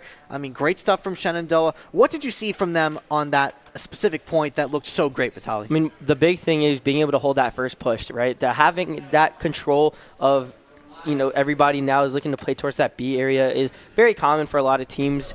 Not a lot of teams really like to re-hit towards that A site, especially once, you know, the rest of the team members go down. I mean, you do spawn closer towards the B site as well if you're hitting out that A site. As Toxic goes down, Relic is also able to get a pick on a Smiley. But like I was saying, being able to have that control is something that they really did well here. And Mossman is able to pick up Duffy, and they're looking to get that first tick. Yeah, it looks like replicating history may be on the menu, as B-Site's going to be the first one to go under control of Shenandoah. 1.5 ticks on the board as Bells takes down not one, but 2 SU members. Bells has been looking fantastic this whole series, 18 and 13, and just holding down these points as he takes down Relic as well. Finally, Steve-O able to shut this menace down as they continue to push B-Side. Only one more tick to go as they got many members of SU on it. All 4 of them holding down this point. It's going to be secured as Toxic takes down Smiley. It's time to go to A again, Vitaly. Yep, and we see 2 players on the side of Shenandoah trying to just get control of this mid area as Duffy is playing their life in DVD. Toxic able to get 1, but Duffy is able to get the trade as Mossman also gets a trade. And Steve-O looking to try and push this guy out, just clear him so that they don't get spawn trapped. Veracity's, though, able to pick up Relic, and Duffy is just moving. I mean, 20-plus lives again on both sides, Vitaly. I don't want to take us away from the action, but just look how much, like, the points are just being held, but the lives are staying high. I'm really impressed with both sides' tactics on that front. Yeah, I mean, we're looking at both sides of the spectrum here, right? And both teams are doing really solid. They're both pretty even in kills right now. And Relic have control, is able to spot out that person in Laundry. That's a massive pick. And we see Toxic, I believe, trying to get that pick onto top gas. Steve-O, though, able to get Smiley, and Bells gets a pick on a Relic. So now we're just trying to recontrol here as Toxic is looking to go and get the trade. Doesn't get the trade as Veracity gets a massive 2-piece, and Steve-O's able to stay alive in Laundry. Yeah, Veracity's great looks there. Going to hold down this point for a little longer as they are continuing to control this A site. Shenandoah going for a wide push here as Duffy does find Relic, but Steve-O has the information. Mossman going to find Duffy. Steve-O going to find Bells. But Veracity is going to take down Toxic. Smiley going to find Steve-O. Man, this is so even, Vitaly. Only 30 more seconds left to capture this A site. They know that someone's on it. Can Mossman find the pick? He does! That was massive. Veracity's is no longer that stalwart defender that we've been seeing. Will Shenandoah take advantage of him no longer being on the board? That's 2 picks. Yo, they need to flood this A site now if needed. They certainly are, Vitaly. Steve-O does accidentally kill Toxic, but it's a 2v2 situation, I believe, on the side of Shenandoah as they have 12 seconds left. They just need to stay alive. I don't think they have any trophies as well. They're challenging the backside. Oh, huge. Let's go, Steve-O able to find the pick there, but Bells and Smiley able to reverse the momentum. Oh, Toxic go big. Toxic go big. 3 seconds. Oh, that was almost an insane play as the Niners are able to pick up that last round win. A lot of good stuff on both sides of this control game. I'm really impressed, Vitaly. Yeah. I just feel like we're seeing such great Call of Duty right now. I agree. I couldn't agree more. I mean, Toxic was able to get those massive 2 picks. Unfortunately, though, everybody was respawning, and at that time, I mean, there was only, like we said, like a couple seconds left. I mean, they had 30 seconds when you called it out, right? And they, I believe, were up in numbers at one point, but then I forgot who exactly it was. They were able to get those massive trades. That huge back flank as well. Yep, that's the one I was talking about, and being able to really secure that section of the map, I mean, was the recipe for success in that last round. If they weren't able to get those last few picks there, I mean, I could see Shenandoah winning that second round. I mean, and if there were 30 more seconds on the clock, right, Vitaly? 4 lives remaining for UNCC. Yeah. No more respawns. Oh I mean, I remember when Veracity was picked off, and the rest of the UNCC members just went down one by one, and we were like, rush the A point, and they did rush the A point. They were able to get progress, and by the time they were halfway through, the Niners were back and just made that massive play on the back, playing massive picks all around from UNCC. I'm just so impressed by the level of gameplay that we're seeing. Both these teams 1-1. Crazy that both these teams have a loss with the gameplay that we're seeing tonight, Vitaly. Yeah. But when you're going against such premium squads, I mean, this is the level of gameplay you need to keep up. I mean, again, we have a lot of big plays and big memories in this control game. I mean, Veracity is able to get those picks where needed, being able to flank where needed, and Duffy, I remember being able to stay alive towards that courtyard area, and able to just float in between that courtyard area, that dark area, just trying to put a lot of pressure on the attack side of Shenandoah. And I mean, again, kills aside, it looked fairly even for the most part, and Mossman almost had a massive play there, but again, we get that trade, which is huge. Now, something that you mentioned, right, are the lives.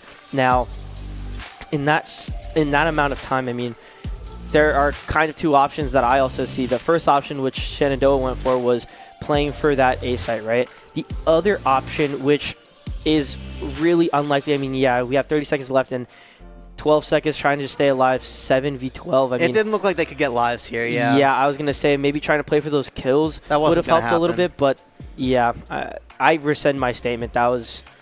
I saw the 4 lives remaining at the end. Yep. I said if there was 30 more seconds, maybe we could have seen that come in play. But really, they got those no more respawns at 5 seconds left, so that wasn't going to happen. For me, I feel like the star player of the day was Bells. Bells being able to really, again, have that control, being able to get those picks when needed, having the trades especially. You know, and we see the rest of the Niners squad playing it pretty even across the board on their end as well. And they're going into this up 2 games to 1. Yeah, I mean, massive control from the Niners. Moving into the next squad. I mean, I love these players from the Niners. Veracity, a lovely player on that defense. I saw him able to hold down that A site, just keeping Shenandoah away. And, of course, Bell's going to be leading the score line here. I mean, just absolutely frying. Bell's able to take his picks when he gets them. So close to these streaks, I feel like at least Shenandoah is able to hold him away from that. But, I mean, the defense at the end of the day won this championship on control. But it's not over yet, Vitaly. This is a best of 5, and that only puts UNCC up 2-1. Looking at the next point here, we are going to return to hard point. Vitaly, yes, we are. Yes, I am so looking forward to this, excited. Vitaly, because the last time that Shenandoah was in this exact situation, they did lose this hard point. Can they recover from that and take this to a map 5? I mean, I personally believe Niners have a super strong hardpoint team. I mean, again, being able to close it out with 4-second differential, you know, on that first map, and also looking at their previous history, being able to dominate on their hardpoint as well against these other, you know, top teams. I'm really excited for this one because I also feel like our invasion hardpoint is pretty solid. It's one of our best ones as well.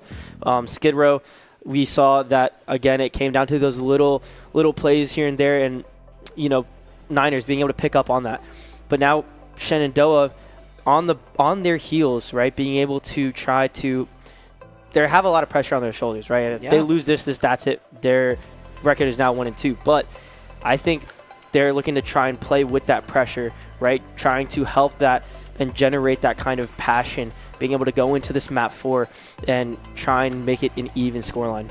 Yeah, so well said, Vitaly. I mean, I expect nothing less than passion going into this next hard point. Like you said, on Invasion, I mean, a map that we've seen plenty of times today. I'm sure we'll see plenty of times in the future. I mean, this Invasion looks so good for Shenandoah, right? I mean, even though we're not able to take that control, I'm not surprised at all to see us come into it again on hard point. So let's see what Shenandoah can make of those money hills. Can they hold those defenses as well as they were in map number 1? Or like, at the same time, map number 1 was so swingy back and forth. I mean, we were able to hold money hills for like for some points.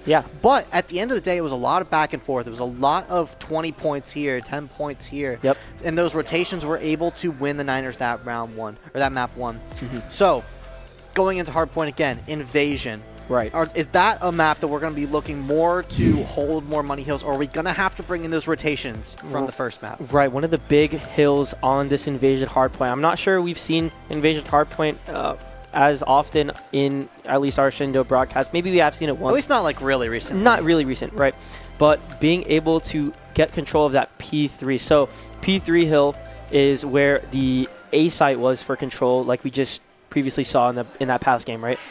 So that's a really big hill. I mean, if you're on the Palace side, which is what we like to, the big Palace side, I'm pretty sure everyone knows. Yes, the really big building where there's a ton of different headies, and you're spawning outside of Ice Cream, but you're playing, if you're spawning out there, it's really tough to rotate towards that P3. I mean, it is a mile walk just to try and get to that other side, and if you're on the gas spawn end or towards that treehouse end, getting those spawns, I mean, you're basically able to have a lot of control set up, right? And those angles are also super tough to penetrate through. So if you're able to rotate early or push through the B control site, right, that treehouse area, if you're able to get a flank and be able to, get mixy in where you can, that will be the best way to break that P3 hill. That's the big money hill, at least for what I've been seeing. I mean, gas. I mean, I remember you say gas spawns. I think of those smokes that we were throwing in that search map, right? Yeah.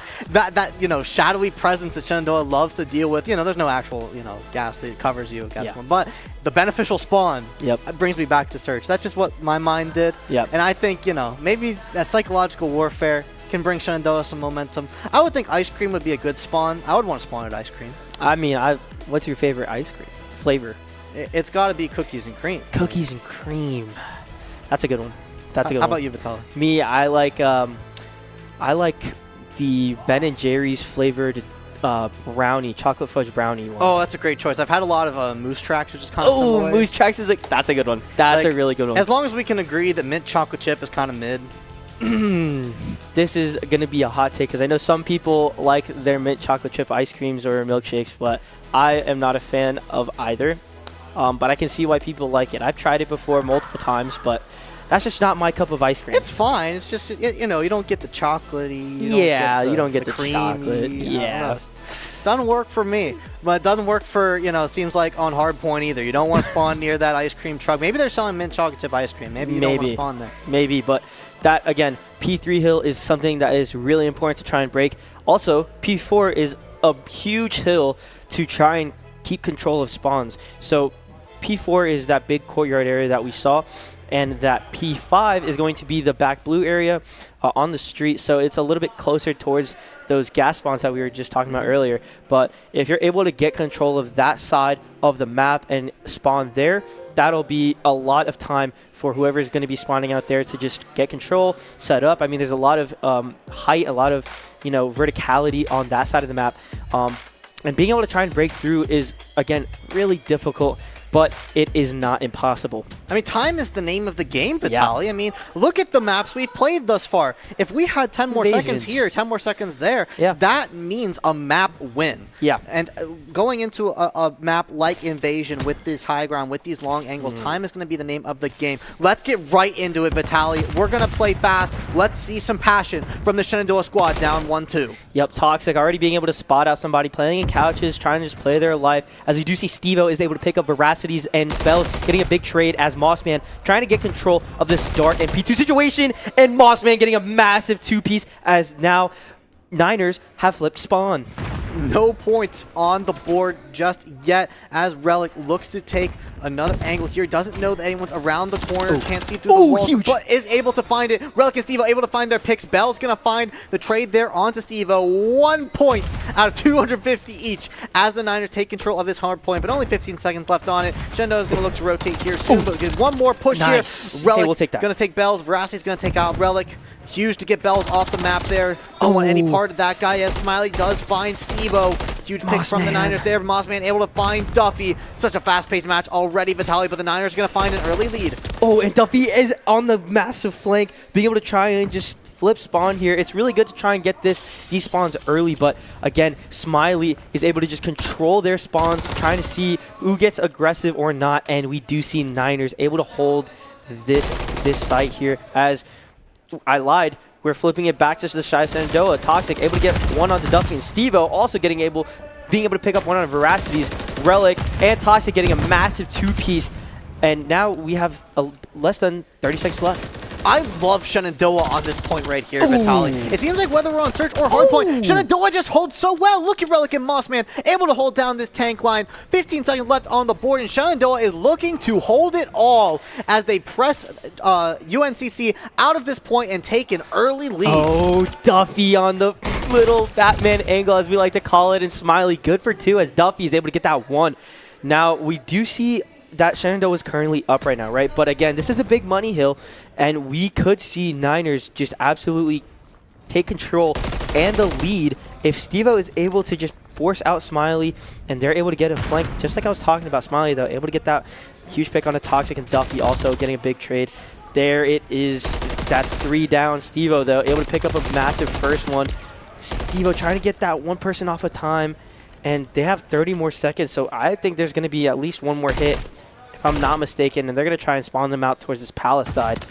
Oh, Duffy able to get 1. Man, the Niners are just shutting down these pinches, Vitaly. Look at Duffy just frying right now as Stevo is able to take down Smiley. Bell's going to get the trade, and Duffy finding another killing spree of 5. Yep. Smiley and Duffy, I think, are just playing out lights out right now. Agreed. Relic able to get that pick on the Bells. And we're looking for one more pick from Duffy, and they have a cruise. As Stevo able to get control, gets a massive pick in that dark area. And now they're starting to get control. Stevo, good for 2.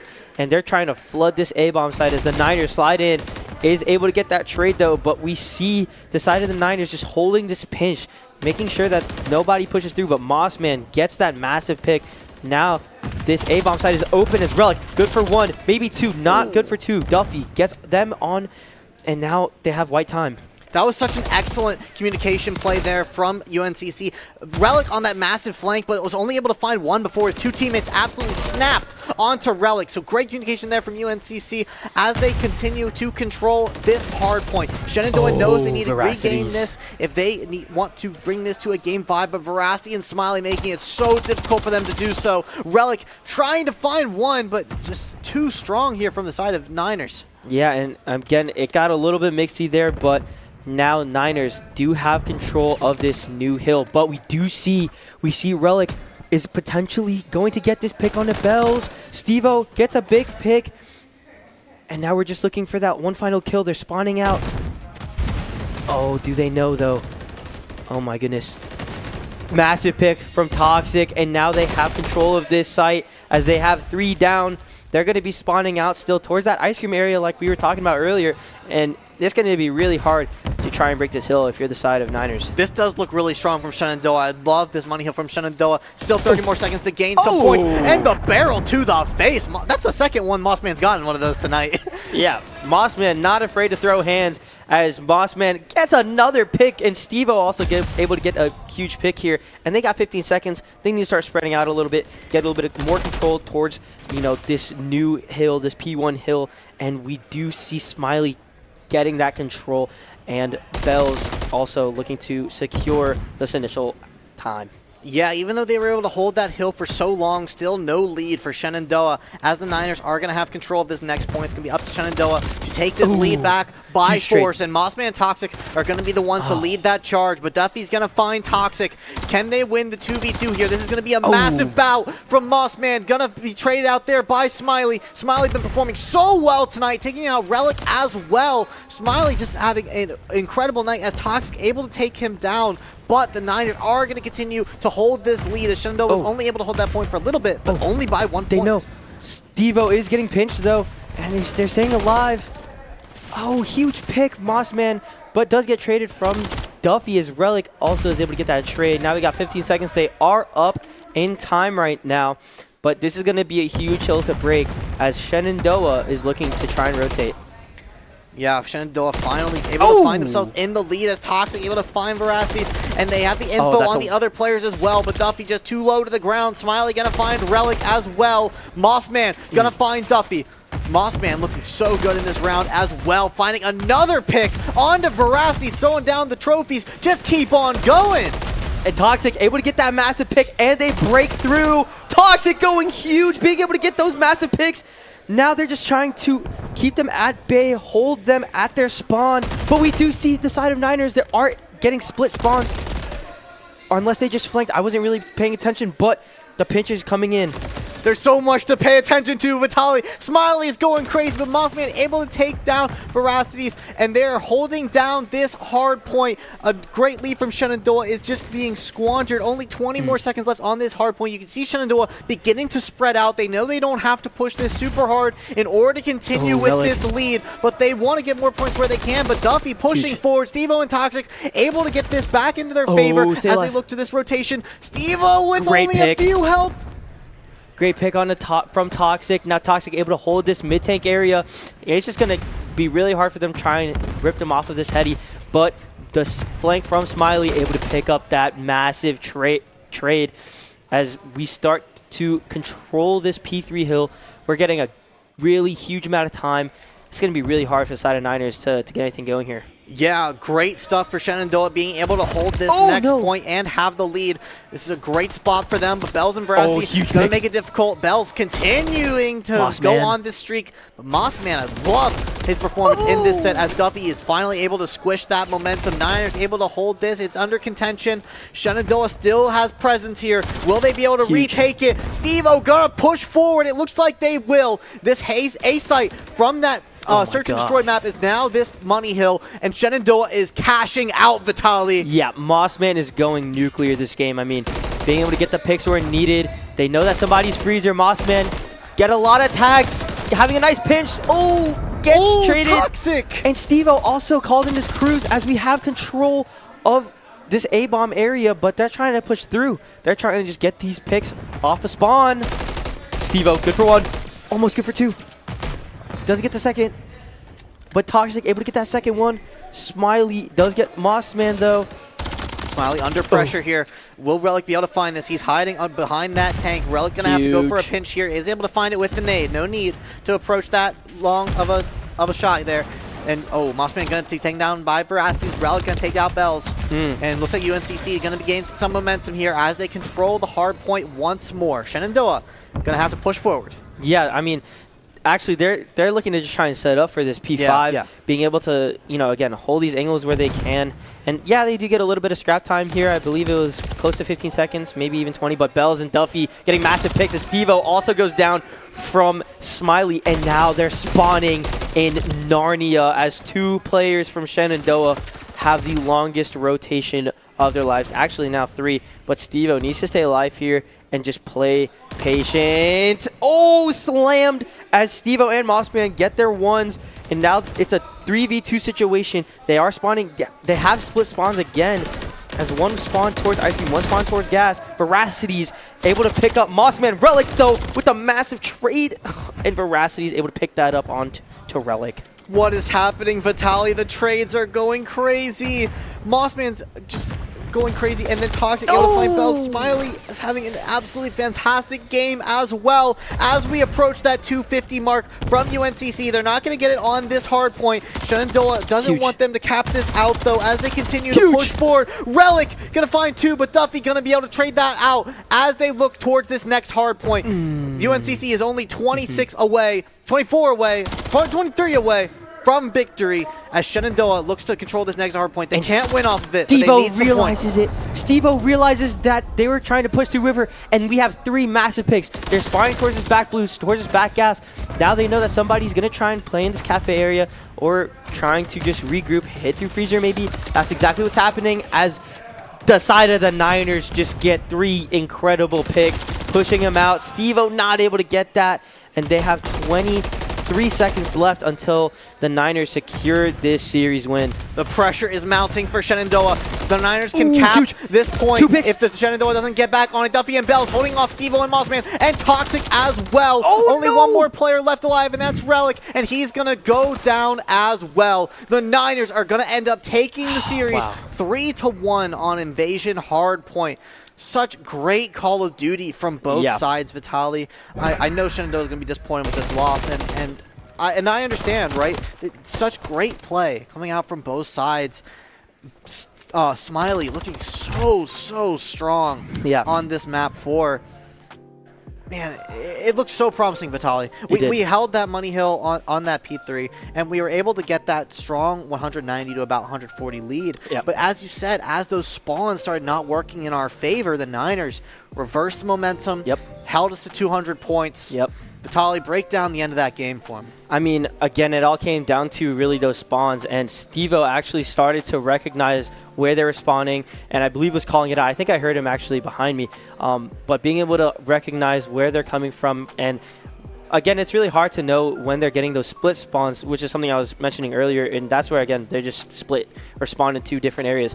But having that kind of split spawn makes it really difficult to figure out and play around that kind of information, right? So getting into that P1, I mean, they just really needed to band together, and they had an amazing 3 first picks at the start of that that last P1 hill. But again, Niners being able to regroup and play those trades. You know, it looked like on the side of Shenandoah, they were playing their ones a little bit, which isn't too bad for the most part. But again, in a situation like this where everybody's trying to flood towards time or, you know, get the different angles needed, like, it's so crucial to try and really play together. Mossman beating him up with that barrel like you talked about earlier. But although it was a 50-second differential, you know, on the score sheet, it felt a lot closer as well. I mean, both hard points felt really, really close, and the first one, of course, was. But, you know, that's not to take away from the fact that this second hard point also was going down to the wire. Yeah, I mean, you said that you like Invasion Hardpoint a little more for SU. Then you like Skid Row Hardpoint. Skid Row Hardpoint was the one that was actually ending up being a little bit closer. But I really, like you said, Vitaly, you can't look at this kind of game and say that Shenandoah, you know, didn't do so many things correct. And let's look at the score lines, or not the score lines, the KDs here from the Niners, the winning squad here. Smiley is going to be that player that really was the MVP of this match for me. I mean, I saw some great stuff out of Bells early in the series. I saw some great things out of Veracity as we got to that control map. I love Duffy's role on this team, that hard aggressor that was challenging Steve-O at these like front spawns.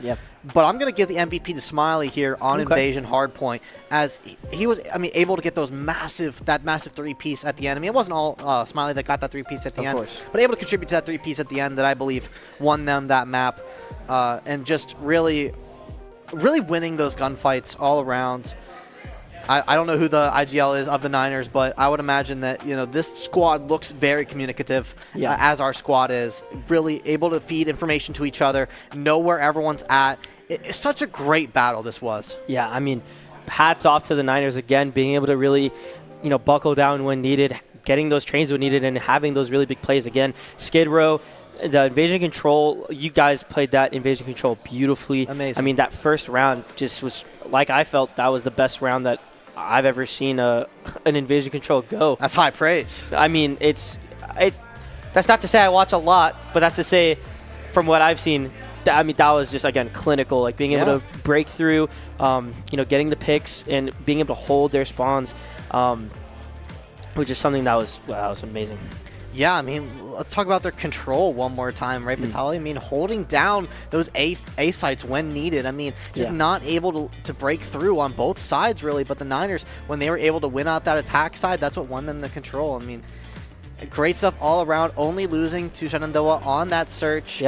Shenandoah loves search, but at the end of the day, if you only win search, you're not going to win the series. Exactly. And on the side of Shenandoah, I mean, they got another game, you know, up next against Humber. Absolutely. And that's going to be hopefully a good mental reset. This, you know, they're going to take their time. They're going to try and just, you know, play it as, again, they know how to play.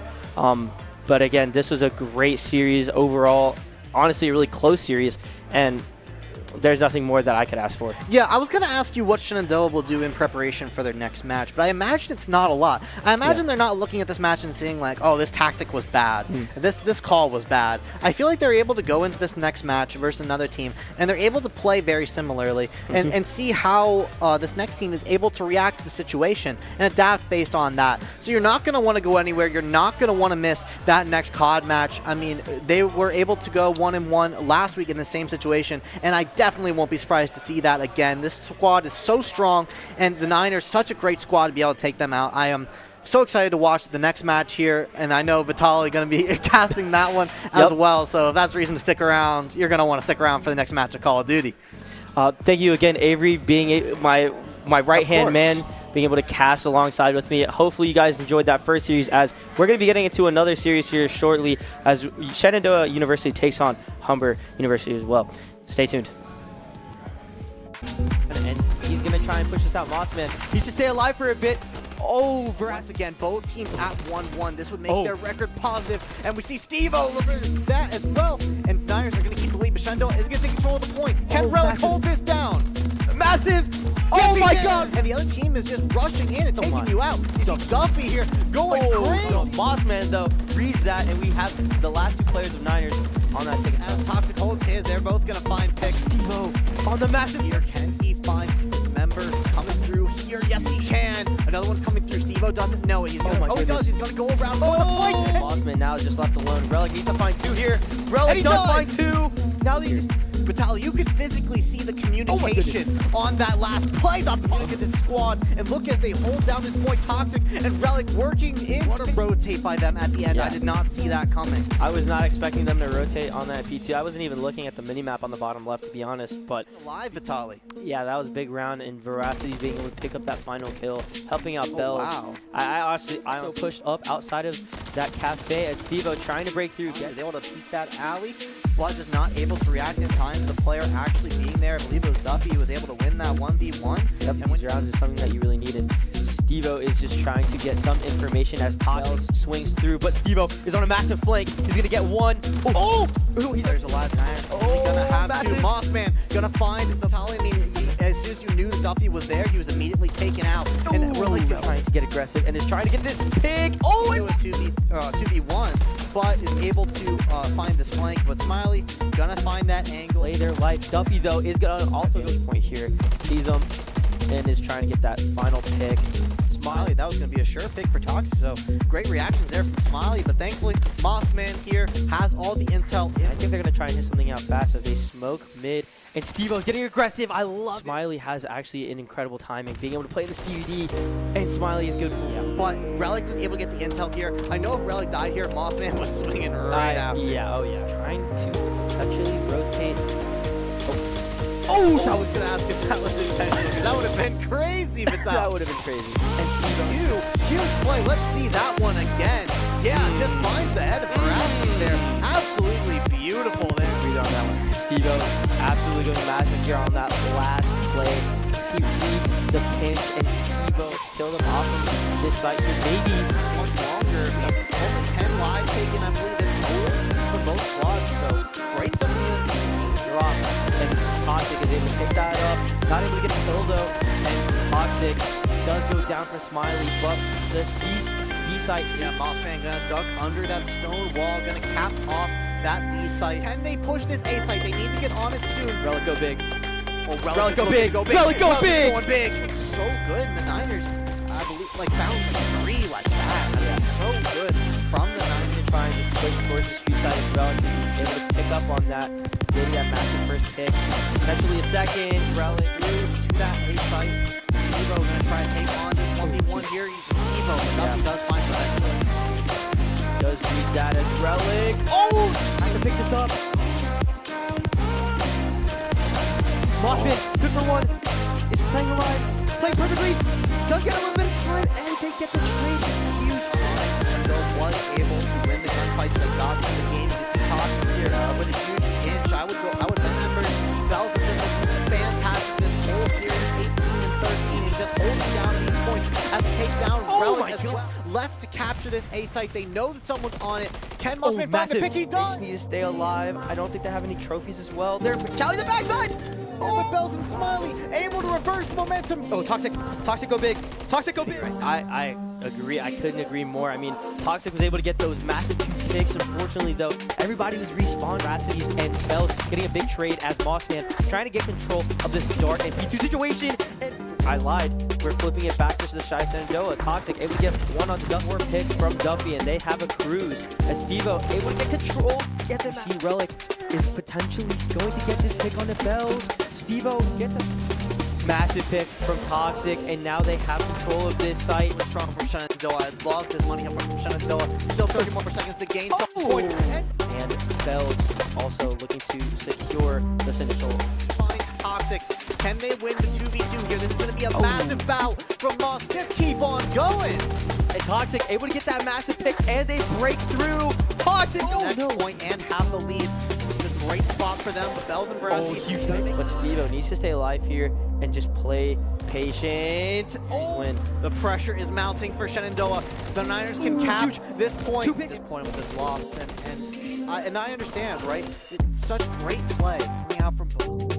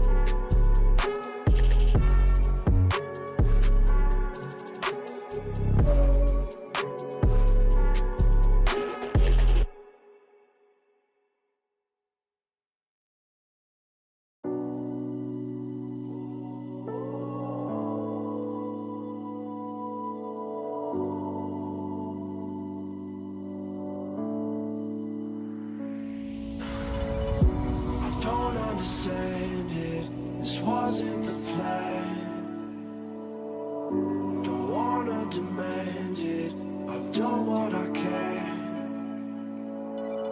and I never mentioned the times you were rude, and I never mentioned when you hid the truth. Scared to lose it all, I won't stand a chance, and I don't wanna fake. What if I can't walk away? You got me saying away, hoping I don't make the same mistake.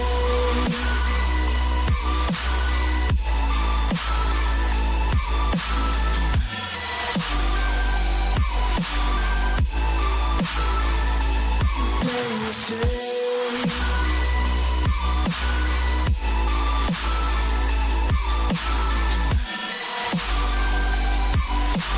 Hoping I don't make the same mistake.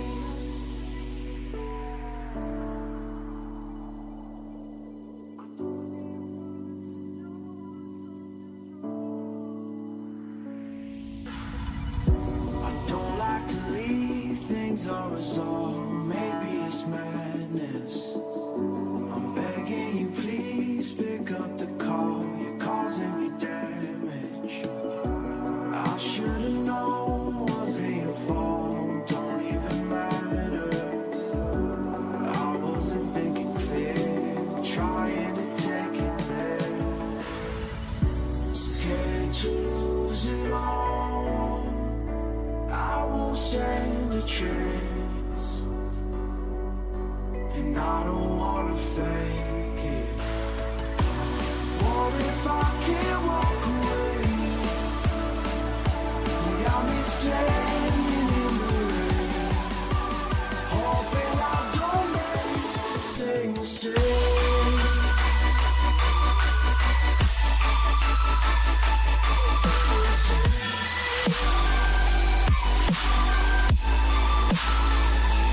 Same mistake.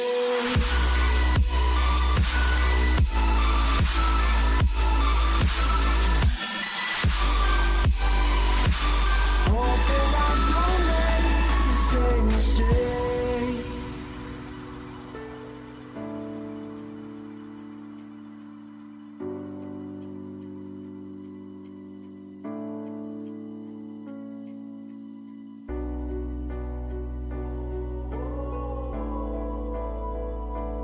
I'm just standing in the rain, hoping I don't make the same mistake.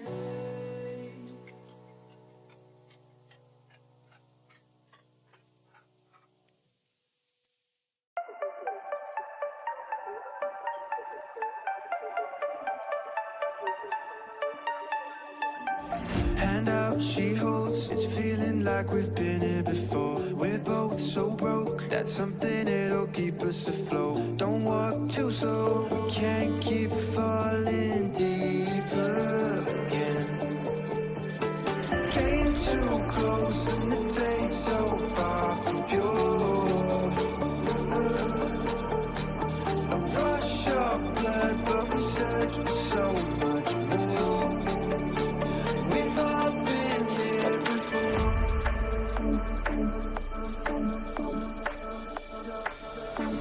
We've all been here before.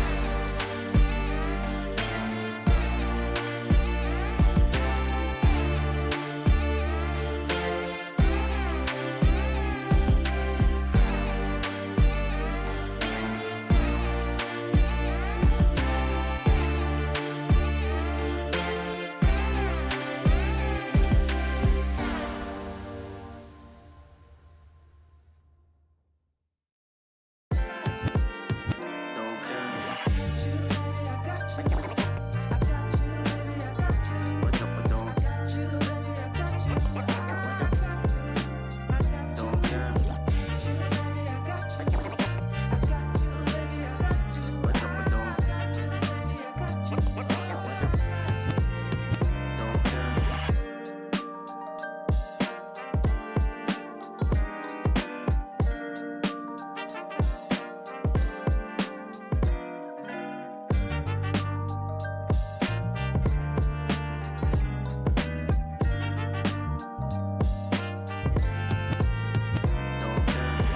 you, baby, I got you.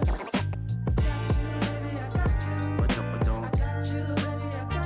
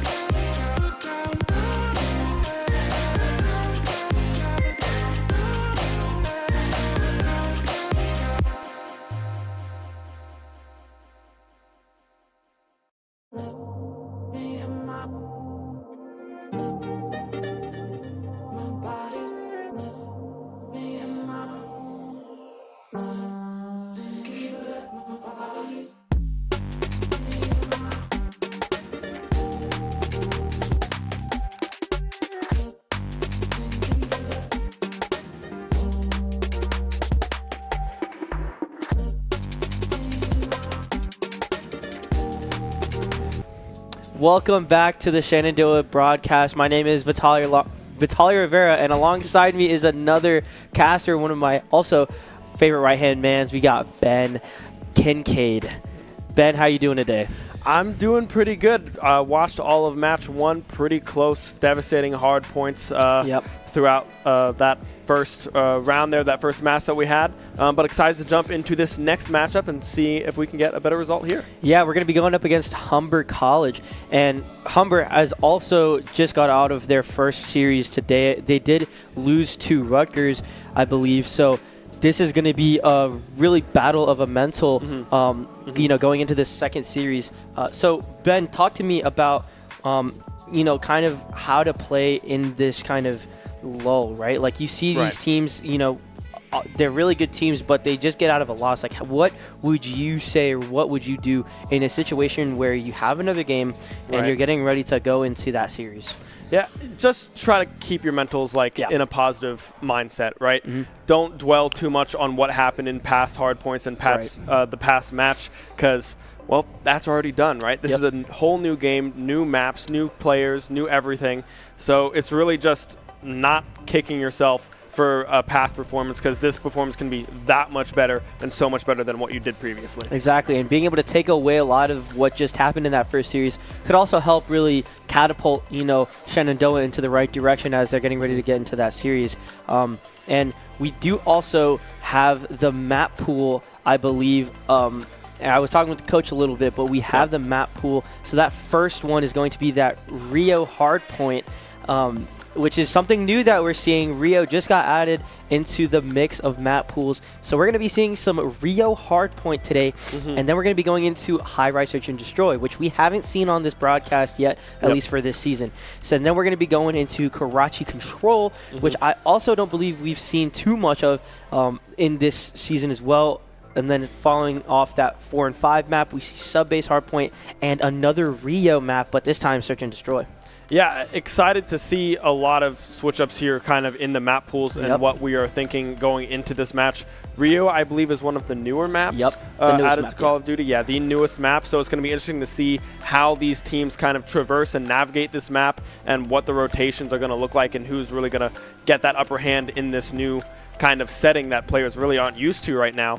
And really, it's just going to be kind of playing to your strengths, right? Right. Because with a new map and people not really knowing a whole lot about it, playing to your strengths and with a team just trying to get kills here and there is going to almost kind of separate you from the other team if they're able to kind of frazzle the enemy there. Right, and the gunplay is one of the biggest parts of this new map, just like you touched on, right? A lot of people may not know the rotations yet, so being able to just play based off of pure gun skill and team coordination is something that's going to, like I said, put them into the right direction, as, Hardpoint is one of those maps where, you can get really mixy, but added on with the Rio, which is, again, something new that we've seen, it's going to get super mixy. What I mean by mixy is there's going to be a lot of back and forth kills, trying to just take control, take space, but at the end of the day, we're just going to see a bunch of kills, hopefully. I'm excited for that one. I do very much enjoy playing on Rio. But then we're going to see High-Rise Search. And like I said, I don't think we've seen High-Rise Search this season, at least for MWIII being broadcasted. So this is going to be a first one that the viewers at home get to enjoy with us, as we're going to be seeing different plays. We're going to be seeing a lot of verticality. There's 3 levels essentially to this map. You have a lower area, the mid-level area, and then we have these little high points that you can get to really just get control of a majority of the map, right? So being able to see that kind of play out is going to be really fun to watch. And then we're going into Karachi Control, which is also something that I believe we haven't really touched on too much, but again, it's going to be one that we are looking forward to, as that one can also get pretty mixy. Yeah, it's going to be interesting to see what members of the teams really step up in this situation, because in the first match of this evening, right, we kind of saw a little bit from everyone. Oh, yeah. Right? But not one person was really taking that next step up to really kind of finish off those hard points. I believe both hard points were within 10 10 or so points of each other, if I'm remembering correctly. I know at least the first one was like 250 to 246. Yep. So very, very close hard points. And it's going to be up to, I think we're running the same roster. It's going to be Steve-O, I believe, Mossman, Toxic, and Relic coming into this match against this college here. And it'll be interesting to see if the tides kind of shift, right? Toxic had a little bit of a rough first match there. Seeing him bounce back would be a huge thing to really boost the morale and really take a step in the right direction for Shenandoah here. Yeah, I mean, let's talk about some of the star players that we just saw in that first series, right?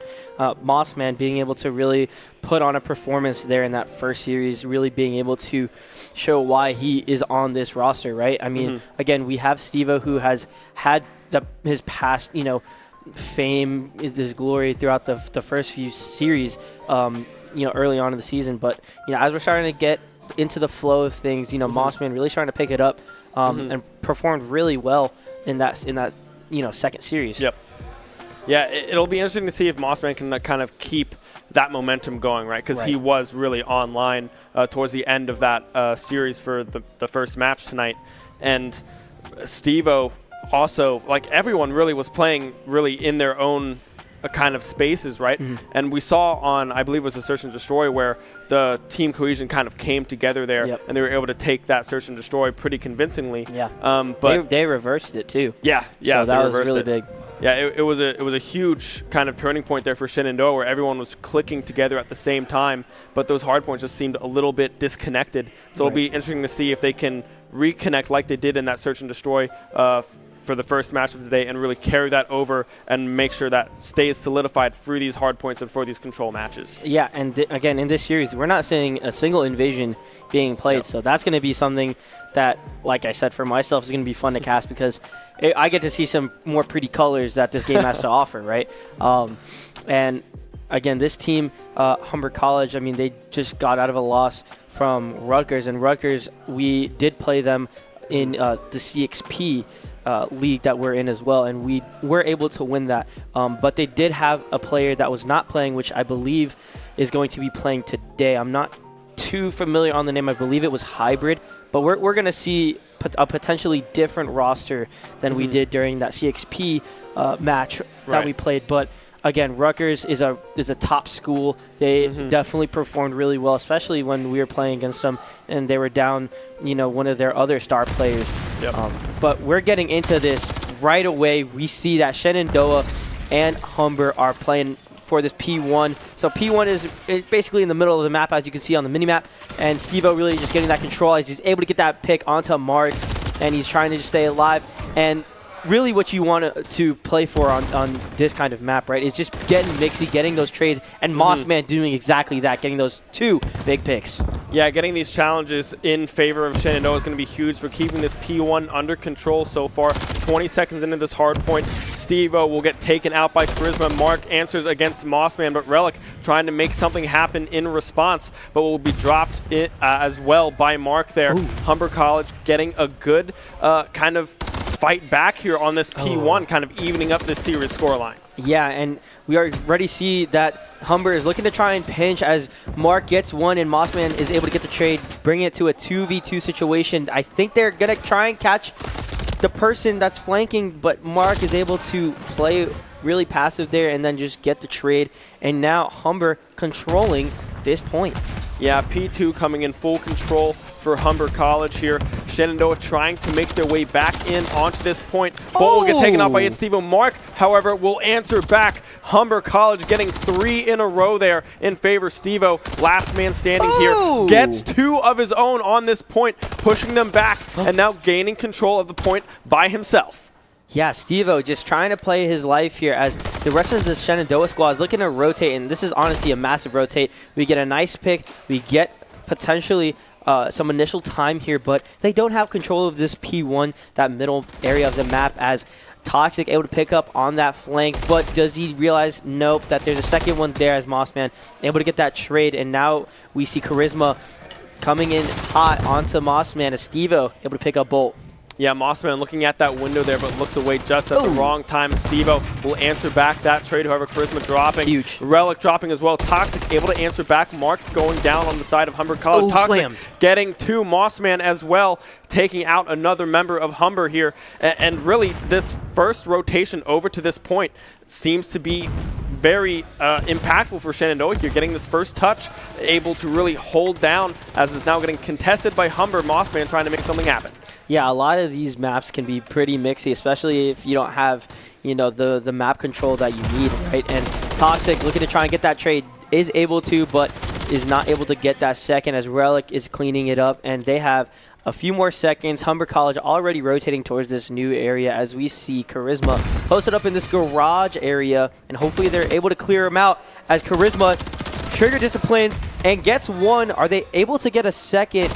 Toxic, though, having a wonderful trade, and just like that, Lurgan able to get a pick for that trade. Stevo, though, coming back from spawn, getting a massive pick, and Relic able to clear that out. They have 40 seconds to try and touch and just hold his time. Yeah, getting these huge trades across Relic and a good flank here. A good position set up here for Shenandoah. However, Mark will be able to answer back. Relic Toxic getting Bolt in the meantime. A one-for-one trade. Mossman dropping Mark as well. Trophy going down in favor of Shenandoah here on the point. 25 seconds and ticking. Big numbers being put up here by Shenandoah. Yeah, we're seeing the early rotates as Relic able to control this P1 area, but there's one more. Relic does read it and gets a three-piece, and now we're starting to see what Shenandoah can do on this new map, and they're just getting control, trying to get the higher ground advantage here. And Mossman, I'm not sure is able and ready, not ready, as it's a 1v1 on this new site. And Bolt gets a massive pick. Stevo, though, able potentially to get this trade, is not able to with the help of Mark on his back. And now we're looking for a huge break for Shenandoah. Yeah, Humber here having full control over this point. 40 seconds still on this hard point, but the scoreline really evening up here. Mossman trying to make something happen, but Stevo drops in the meantime. Lurgan getting to there. Mossman will be able to answer back as well as Toxic. Jumping off of the balcony there. Mossman able to get Bolt, but Charisma answers back in a swift manner. Toxic trying to get back on here to contest. Will he be able to find the kill? Ring around the Rosie. Whoa. Yes, he will be able to. Toxic getting Charisma, getting Toxic on his own, being able to maintain possession and retake this point. Yeah, this is some huge scrap time as they're starting to even it out. Yes, Shenandoah is ahead, but again, as long as you're able to control this new hill here, you're going to have some pretty decent time as we see that pinch starting to activate from Relic, and Shenandoah able to have full control of this P1 for now. Yeah, this rotate back to the P1. First touch coming in favor of Shenandoah, and they have a pretty strong setup here. Stevo might find himself in a gunfight with Bolt, and he wins it.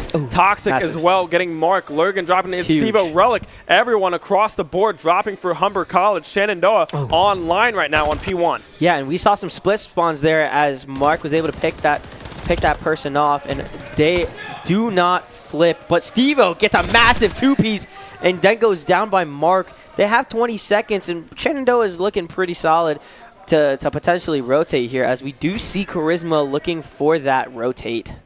Yeah, kind of rotating around here. Toxic coming up behind Charisma. They're able to take him out, and possession still maintained in Shenandoah's favor. Relic just going to sit on that one, try to soak the last few points off of that P1, and the setup already coming through on P2 here for Shenandoah. Yeah, Toxic just trying to stay down on time, looking at whatever he can, just playing his life as Stevo gets a two-piece with that cruise. But now we see that pinch starting to activate for Bolt, and they do read it. Stevo, though, reads it, and now we're just up in lives, up on the map. We're starting to spread out a little bit, and we have 35 seconds, but we're not touching this time.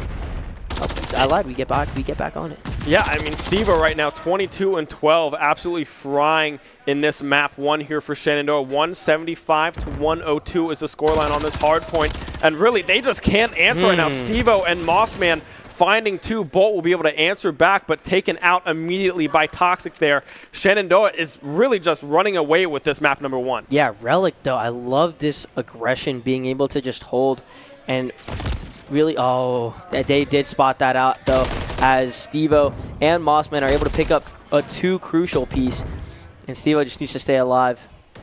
Yeah, this P3 point here in control now by Humber College. They have the first rotation, but Stevo picking off Bolt early in the exchange. Mark will answer back. Stevo trying to get Charisma is flanked, however, by Lurgan. Relic gets one back, but Lurgan and Mark able to answer with 2 kills of their own. And really, this P3 point here is in full control by Humber College. Yeah, and if you're on the side of Shenandoah, you're not necessarily too worried as, you know, again, you do have the high ground here. You are able to just flood this time, and you are potentially, yeah, I believe the flips happen.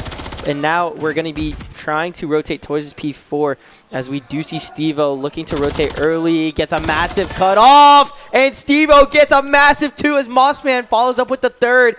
And now Shenandoah have control of this P4. Huge on the side of Shenandoah. Yeah, Stevo getting a massive 2 kills. Mossman getting Lurgan in the meantime. Answered by Bolt. Stevo will answer with Mark and possibly more kills, but Bolt is able to shoot him over that car there. And really, first rotation still coming through for Shenandoah. They will be able to win off this point if they can hold it the whole time. Yeah, Relic playing in a really nice spot, just trying to stay alive here as the rest of Humber College starting to, you know, push through, trying to get some sort of momentum going. But Mossman, being the turret he is, just staying alive, adding pressure where he can. Does go down though, and Relic picks up that trade as Toxic also finds one. And they just need one more second as Shenandoah makes that first map victory. Yeah, I mean, Stevo there towards the end, getting that early rotation off of that point, picking up 2 kills pretty much right off the bat on his rotation, sealing the deal there for the rotations to come through for Shenandoah, getting first look onto that point. And really, Humber College couldn't gain access and force their way into that final point there. Yeah, that was just phenomenal plays. Again, like I said, it's going to come down to a lot of gunplay and a lot of mechanics, right? So being able to have that in their back pocket really helped secure that map 1. I mean, we saw Stevo popping off early on, and even, you know, mid to late game. We see Mossman being able to secure what he can, again, clean up what the rest of them can't. And then we have guys like Toxic and Relic just being able to have really a lot of presence and impact around the map. And again, that led to that first map win. Yeah, Stevo and Mossman definitely having a good showing there in map number 1 against Humber here. But like you said, Toxic and Relic as well, picking up kills where it really mattered, able to hold those points when Stevo and Mossman dropped. They were those anchors that were there and were able to soak up that damage and really get kills and trade things back. Back and forth fights is what we expected coming into this series against Humber College, and it's what we're getting. And when those big plays happen, right, I don't know if you heard it in the back, but they were getting loud. I think they're really trying to, you know, reset from that first series and say, hey, guys, we know we're, you know, the better team. Let's act like we're the better team, right? And, you know, they got the ball rolling hot on that first, on those first few hills. I mean, being able to really just take control where they can, spread out where they can. And yes, it was pretty even, you know, at one point, but the ball started really going into Shenandoah's favor. Yeah, about halfway through that map there, they were kind of around 100 points each, right? But really, Shenandoah just winning those gunfights and then coming off with these money hills, just being able to soak up point after point and really just absorb the pressure that Humber College was really putting on them during this hardpoint match. And really, they just couldn't find an answer to Stevo. I think he went 30 and 15 in this first map here, which is huge numbers coming off of what happened in match number 1. Right, I think we might be seeing some stats soon, but I mean, not to mention, again, just being able to play together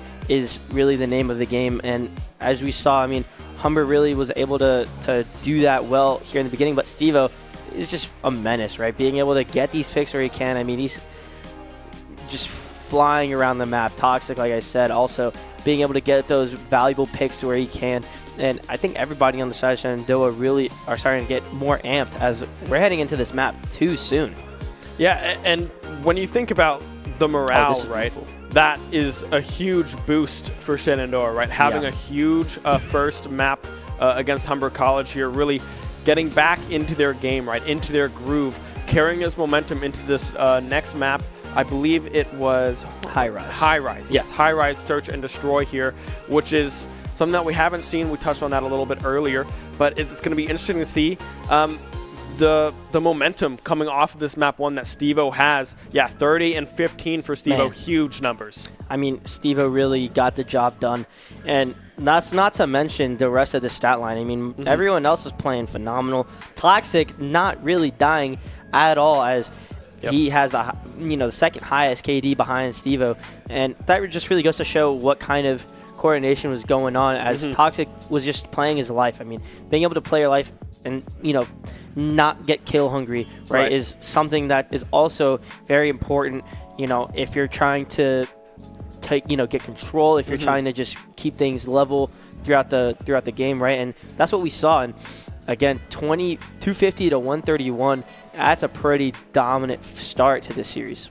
Yeah, I liked what you said. They're not getting kill hungry, right? The patience that they showed during that hard point on Rio was something that we don't see often from the Shenandoah squad. They like to play fast, they like to play aggressive, right? But slowing down that pace, holding those angles, it helps when you have those first rotations, of course, getting to that point earlier than Humber in many cases. But it's exciting to see that from this squad who likes to play fast, likes to play aggressive, and really goes for the kills. Yeah, and I mean, going into this next map, High Rise, like I said, there's a lot of verticality when it comes to what routes you can take. And if you're on the defending side, it can be really tough to spot out where these players are going to go. So you got to get a little bit aggressive, right, to get a better picture of the rest of the map.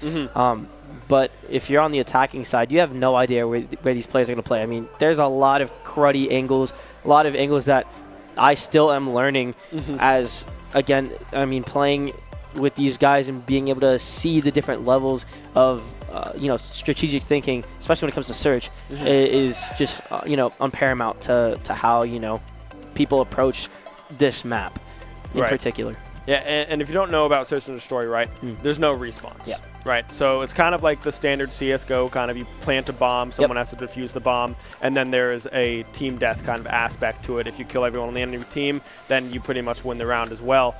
So getting these early rotations and these quick pathings to try to get these picks here and there onto the enemy team will really kind of swing momentum in your favor, right? If you can get that early 4 versus 3 in these matches, you can really run away with a Search and Destroy map. Right, and coming off of this huge map win, hopefully that momentum is still in Shenandoah's favor. But again, if you're on the side of Humber College, you want to make sure that that map win is not in your mind at all. You want to make sure that you have that clear head going into this, because this is a completely different tempo, right? You can play slower and it'll benefit you. You can play faster and it'll benefit you. It's just how you play and how you interact with the map and what intel you get from the other team. Right, yeah, and Humber did not have a bad map 1, right? Yeah. They had a lot of early trades, and they were winning a lot of these challenges, trading in positively for themselves. But Shenandoah, just towards the end, they kind of kicked it into another gear and really went on the aggression, getting these rotations faster than Humber College. So if Humber is really able to bounce back and kind of win these challenges again and getting these rotations and these angles set before Shenandoah, this could be a whole different Search and Destroy and almost a whole different team that we could see. Right. And not to mention, again, having the map awareness is something important, right? Like, there are guys on this team who really understand High Rise on another level than the other people, right? And having that understanding gives you that upper edge.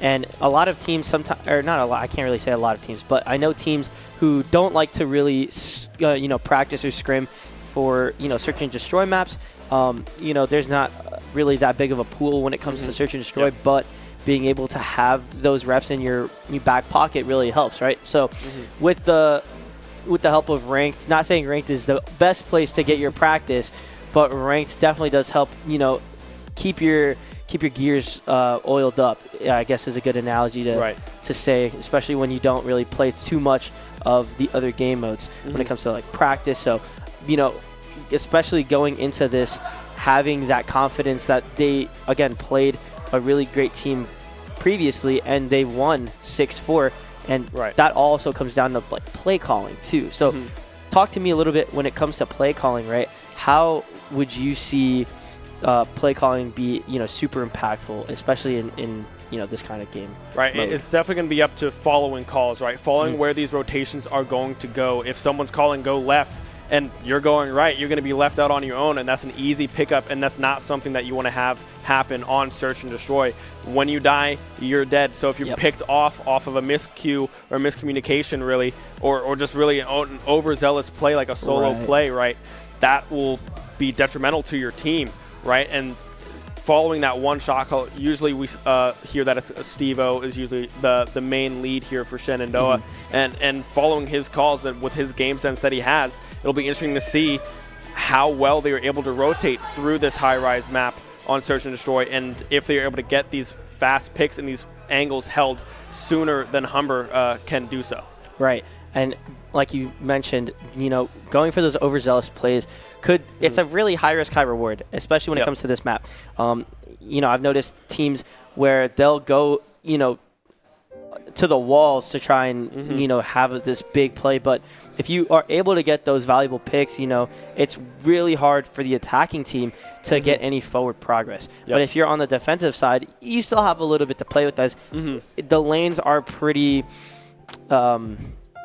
I don't want to say one-dimensional because, again, the verticality, you're able to also actually go into their spawn as well on this map. So there are ways to break through the defense, but it can be tough at times, especially with the, you know, numerous amount of angles that you can hold. But, again, like, getting the information is crucial, and it can be really hard, especially on this kind of map when there are that many angles to clear. And yes, they're familiar angles to hold, like, you know, the common angles, but it really is going to come down to, you know, trades, in my opinion. Trades are going to be the biggest thing for Shenandoah, but at the same time, not getting overzealous, which is what you were talking about, will also help, you know, traject Shenandoah into that right direction. Yeah, I'd expect to see kind of the same kind of action that we saw on that hardpoint map 1. A lot of action, a lot of trades coming across the board.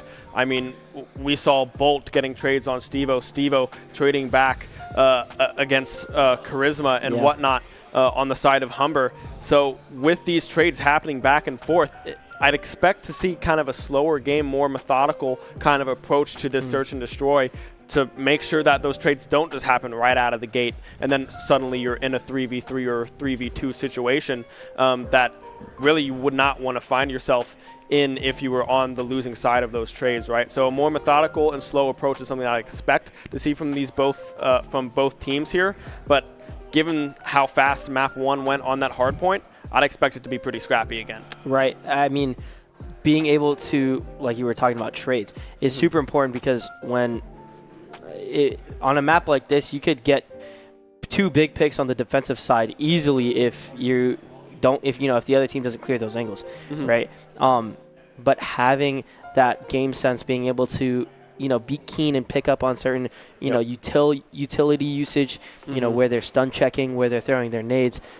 Also on this map, which is something that I'm not a big fan of. Some people are, but there are propane tanks on the map, and they can explode. And it does a lot of damage, especially if you don't have the EOD padding on.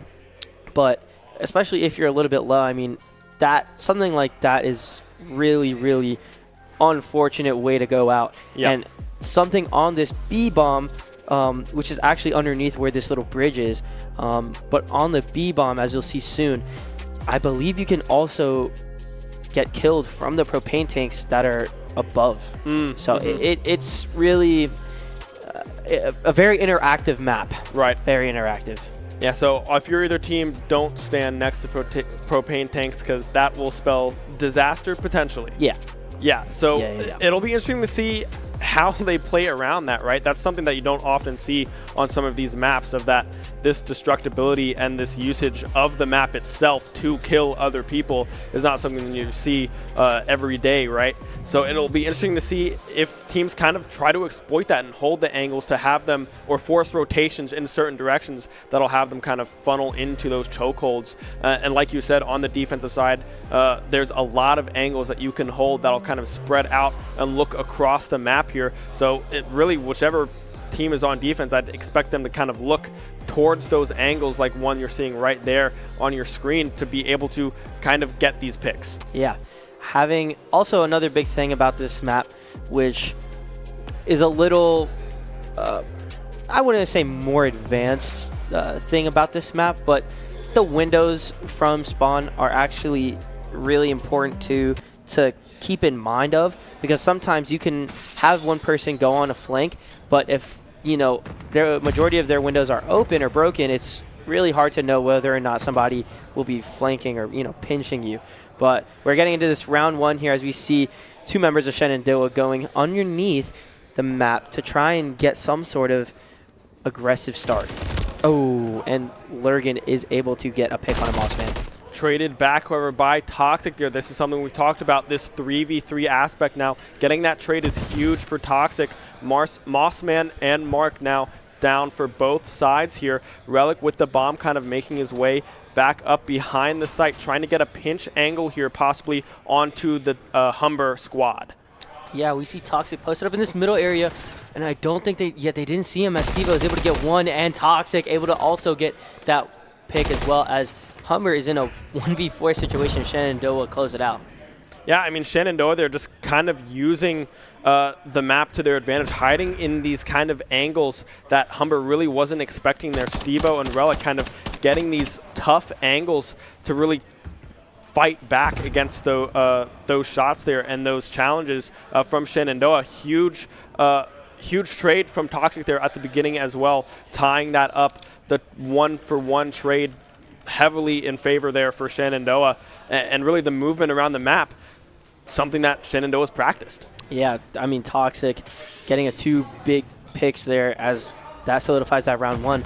But we do see the nade go big as Mark also gets one. But now we have that 2v3 situation on the side of Humber, and Charisma has that bomb, but Lurgan is just challenging someone from up top of the helicopter pad. And now we're in a 1v3. Yeah, Stevo off of spawn there, throwing that nade towards Humber's side. Charisma will be able to get Toxic, but still in a close 2v1 situation here.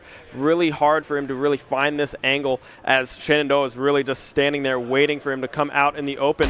Discipline from Stevo is huge, but unable to get that pick. Mossman now knows where he is. The call out coming through. Able to get the kill there.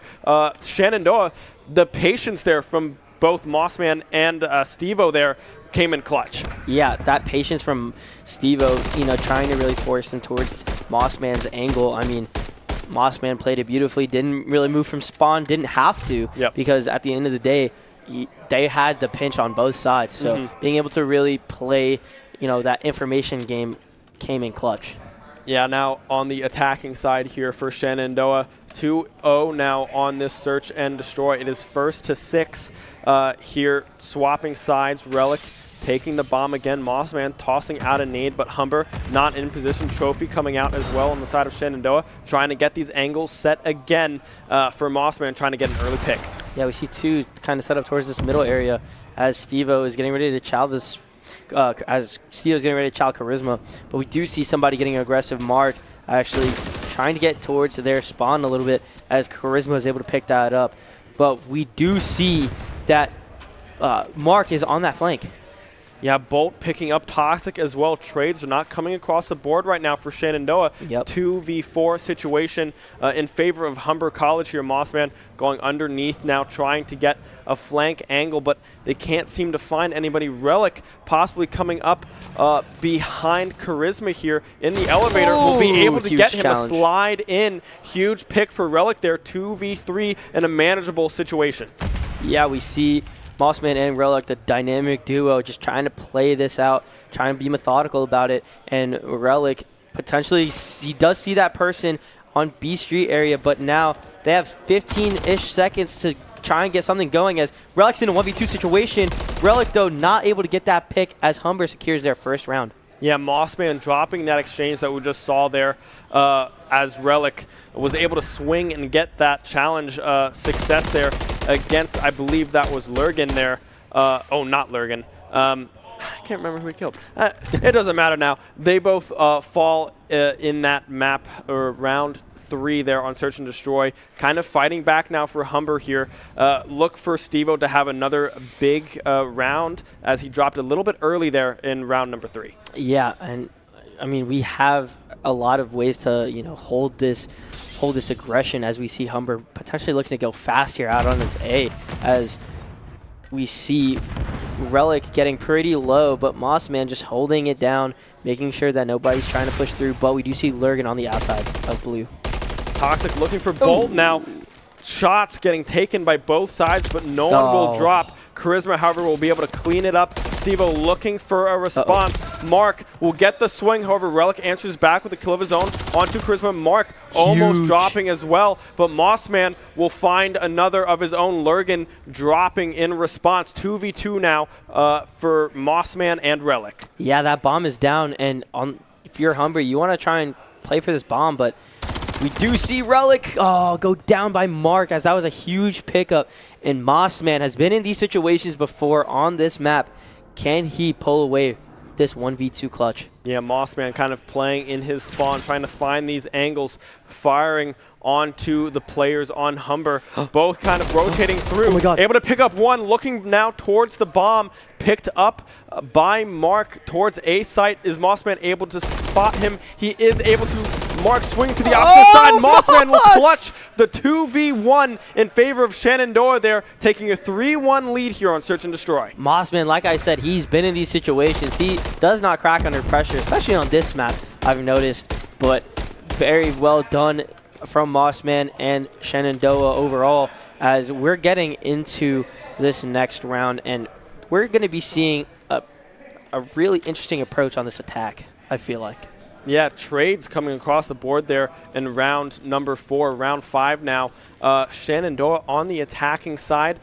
You mentioned you expect to see a little bit more here coming out from Shenandoah on the aggression, as they will kind of rotate towards this B site.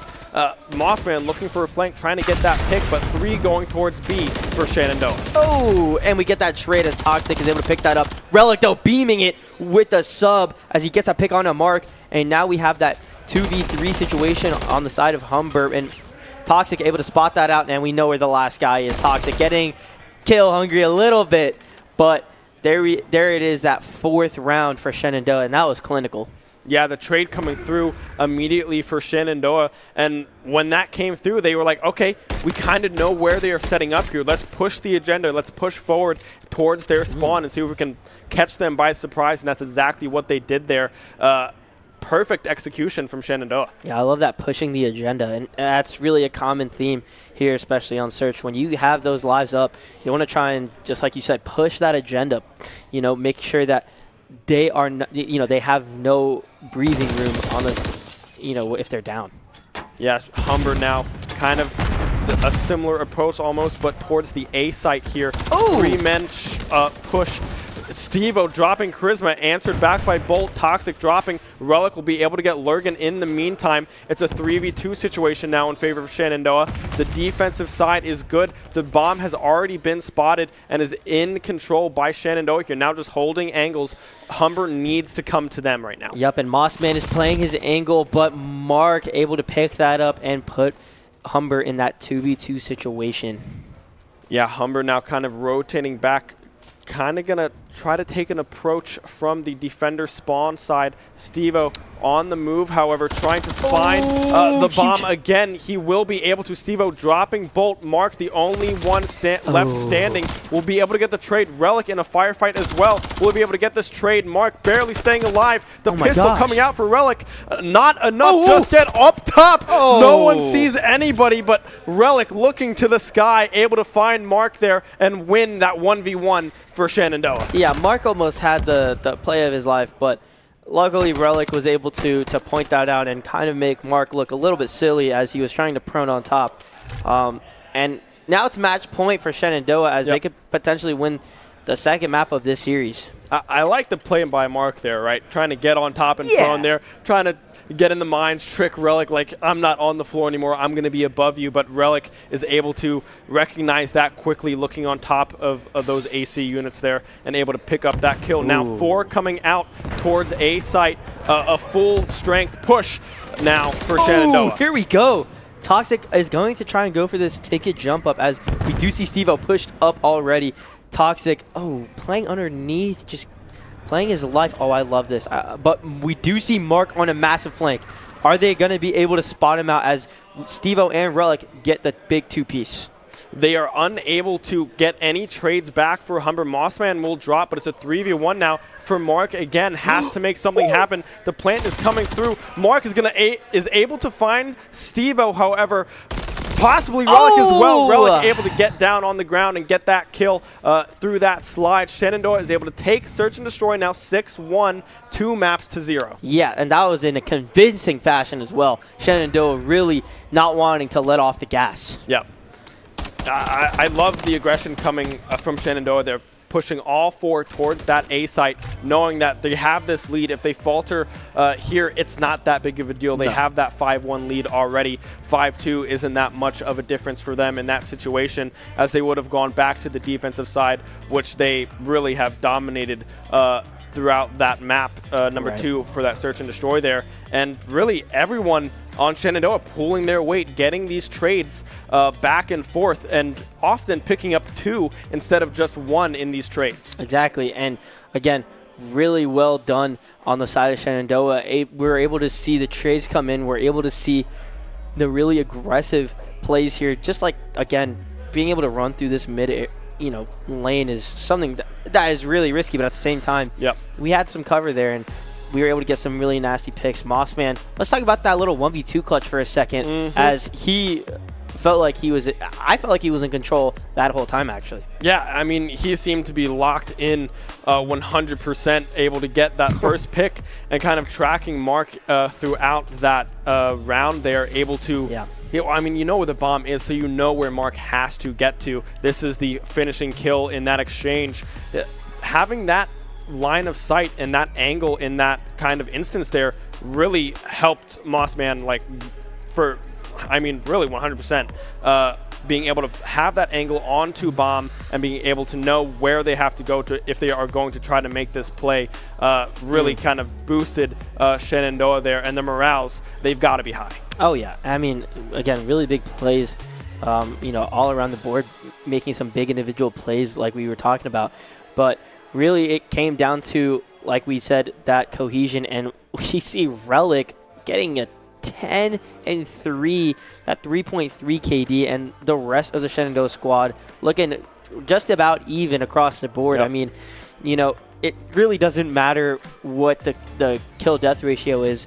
It really just matters, if you can get those important kills, right? And, I mean, everyone was able to get those kills where they needed to. Again, we had those clutches. We had those really crucial trades that if they weren't able to get, I mean, it would have been maybe a different story for Shenandoah. Yeah, Relic for sure shining in that Search and Destroy. 10 kills to 3 deaths on the scoreboard for Relic there.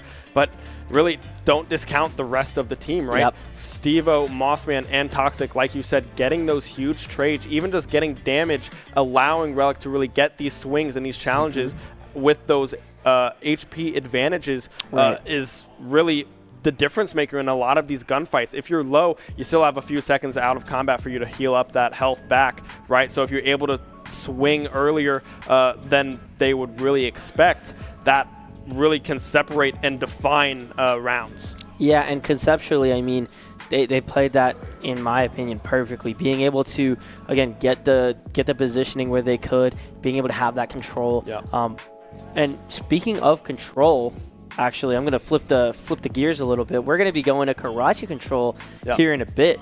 Then this is something that we have seen a little bit in the past, but Karachi, at least for us, we've noticed that we're starting to improve more and more each time we play, right? So it may not be our strongest map, but at the same time, we're starting to improve a lot. And I really actually like this pick for Shenandoah, being able to, take the bull by the horns, right? Horns being we don't feel too comfortable, but at the same time, trying to really work on this, especially in a series where you might be able to, learn a thing or two. I mean, you're up 2 maps, right? So trying to get those reps in, especially in this kind of setting, this kind of pressured environment, right? I love it. I love it. Yeah, and this is kind of a game mode with control that you can kind of push the gas, right? And really get aggressive. For sure, if you have that momentum, especially for Relic, they're having that 10-3 KD. for map number 2, a 6-1 search and destroy in favor of Shenandoah.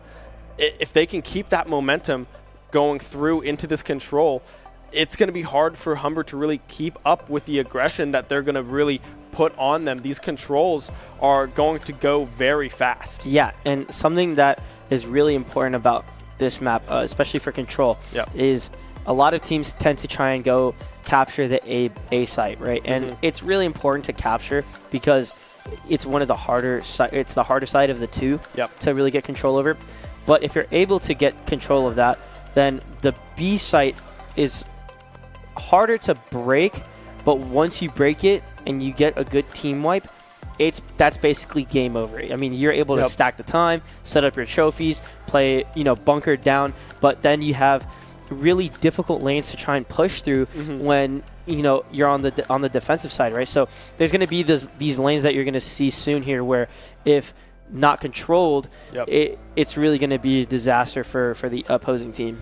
Yeah, winning these opening gunfights, right, really determines what this A or B push is going to look like, right? If they can get that first look right away, picking up 2-3 kills in favor of Shenandoah or Humber, either one getting those kills can really define a round there, right? Being able to set up earlier and get those angles set and have them have to come into you because there's only 2 points that they will go. It's A or it's B. There's not a whole lot of rotations really coming through unless the call is really to go ditch A and go B or ditch B and go A, right?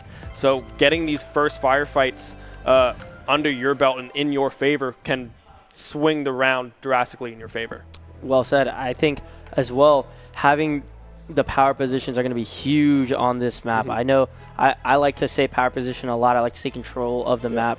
But in a map like this, it is probably the most important to have because if you don't have that, I mean, people can break really easily. People can slip by a lot easier than if you were not in those positions, right? So having that kind of control really is going to, breed success in the long run. Yeah, and getting that control early, like you said, getting those power positions will really just kind of nullify anything that the opposing team can really do because it's really hard to get those rotations and get past people when they have those huge fields of view and really be able to look across the map and really know where you have to kind of come from if you're going to try to contest these point takes, right? Getting trophies down, of course, is something huge that we see a lot of the time. We put 1 or 2 people kind of on point, right? And the other 2 are kind of hunting around trying to get these picks and hold those power positions that you look for when you win those early gunfights against the enemies. Right. And something that I notice as well when it comes to this map is, you can get spawn trapped really easily. So if you're on the defensive side, it is really hard to try and break through. And these are actually where the attackers, the side of the map is where the attackers will spawn. Not exactly where we started off, but this side is where we're going to have the attackers spawn. And we're going to see, again, there's a lot of these angles where if not covered or not held, it can really be difficult for the other team to even get out of their own spawn. But this is something I wanted to mention. We're going to see a little bit of a switch on our roster. We're going to be having Toxic play that sub role, and I believe we're going to have Stevo play the AR. I know it's typically common for Toxic to play the sub on this map. I feel like he's excelled a lot, especially after, getting the ball rolling, and him being able to move around the map and have a good understanding of that really helps, especially on a map like this. Like this area here, this is actually where B-side is going to be, is in that little cafe area, that diner area. So again, we're going to see a switch in our play of what we typically like to do, but it's nothing out of the ordinary because we've typically practiced this way for a long time, especially with the rotations of the maps and the game modes. Toxic is very comfortable on that submachine roll. But again, this will be the A site, that little mid square area. And as you can see, there's these power positions that I wanted to harp on, but those little top buildings, the roofs over there, are super important to get control of. If you don't, again, you could be in a world of pain if you're on the receiving end of that. Yeah, getting to those high points, looking down kind of on that point is huge for either side, right? On the defense, you're not capping points, but being able to defend that point, that's where they have to be in that little square. So if you have those points, really there's not a whole lot you can do to really take that point. And when we go look over to B site as well, very close quarters, right? Grenades and stuns will be huge in those instances. And really, not a whole lot happening just yet. Toxic looking. Relic answers as well. 2 kills on the board for Shenandoah already, but no one really moving towards points. Mossman picking off Mark as well. The gunfights swinging heavily in Shenandoah's favor. Yeah, Mossman able to get that massive pick as Toxic also is able to get that second pick as Stevo gets the third. And now I think we're going to look for a potential spawn trap, but we do see 2 people on the side of Humber has already pushed through Market and is able to pick up Stevo. And now I think if you're on the side of Humber, you look to go towards this A side. Yeah, I mean, gunfights won there by Humber. Mossman able to take out Charisma, answering back for Shenandoah, but no one really rotating over towards this A site. Bolt is sitting there. Toxic able to take out Lurgan in response. Huge. A 2-piece for Toxic, taking out Charisma as well, but Mark is going to be able to answer back with a nade onto Stevo. But Mossman now jumping in to contest this site, able to get Bolt out of the way, but trades across the board. Stevo getting Charisma. Lurgan finds Mossman on the site, but Toxic able to answer back, avenging Mossman in that instance. But right now, Control kind of halted on the side of Shenandoah. Humber not able to get into position. Stevo finding one, Mark answering back. Yeah, Stevo really being able to just bunker down on that B site, as they do have 1 tick, but they also have 21 seconds left. And especially in a game mode like Control, you don't want to give them those ticks, but you do want to try and group up and hit stuff together, as Stevo is able to get a massive 2-pick. But Stevo does go down, and Lurgan has a massive 2-piece as Toxic is on the way to try and help out. But like I talked about, it's really tough to break this B site if you don't have this kind of play, as Toxic is able to pinch. They're looking for it, is able to get a massive first pick, and I believe that is cap for B. Yep, just like that. And they just got some more time to play towards this A site now. Yeah, B is capped. Shenandoah trying to clean up some kills. Lurgan going down by the hands of Relic there. But rotations coming through. Toxic finding Bolt. Huge pickup there. A minute now put on the clock for this A point. Really wins now coming for the gunfights in favor of Humber here. Bolt finding Relic on the rotation there. But Toxic now sees Charisma. They didn't see each other. Charisma is able to flick to Toxic, able to get that kill just like that. Mossman now trying to hold this power position that you talked about earlier, but unable to get a kill off of it. Really full control right now for Humber. Yeah, and Relic needs to try and touch the time here, but he does go down, and I believe that, that is round 1 for Humber. They played that really well in the beginning, but they were able to find a gap in their defense, and that was, hey, let's go hit B, and then let's try and just have somebody play, you know, as we're getting off of that respawn, let's go towards A, because we can get this control. And just like that, we see Humber take away that first round. Yeah, and that's the calls that we talked about, right? You can hold up those angles as much as you want, but if they call for a rotate onto B or onto A, you have to rotate with them faster than Shenandoah did in that case. Unable to really get a hold onto that B defense, and as a result, able to then transition very cleanly over to that A attack for Humber, able to pick up that round number 1 here for Control. And Toxic getting a environmental kill, being able to blow up that car as Lurgan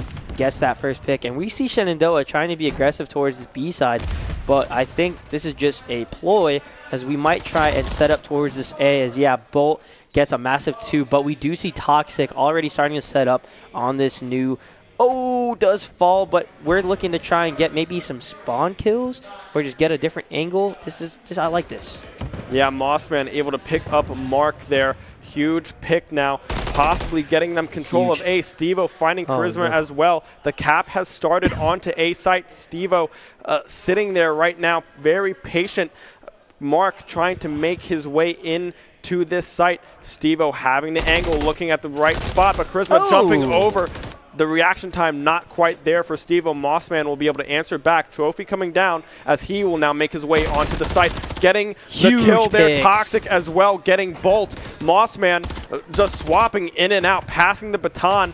The ticks now coming in favor of Shenandoah. Yeah, Toxic almost gets that massive pick on there, but we do see Shenandoah getting a lot of progress on this A, as I think Humber is looking to just give this up and just set up towards his B side. Yep.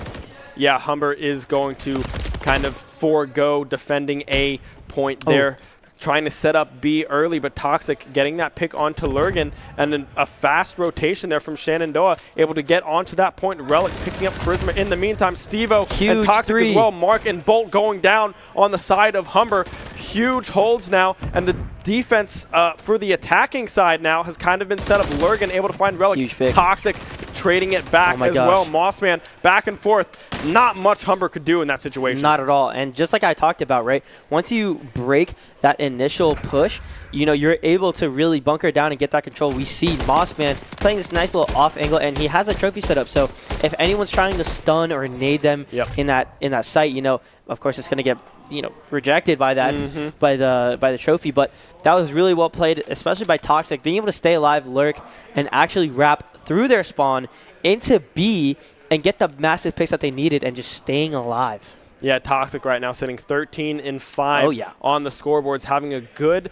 map number 3 for Shenandoah, as they're kind of going to split 3 towards A, and we're sending Relic kind of towards this challenge, but not really catching anyone out just yet. Mark able to get Toxic there. Mossman, however, will get 2 in response. Charisma getting Mossman there on the trade, but huge play coming through from Moss.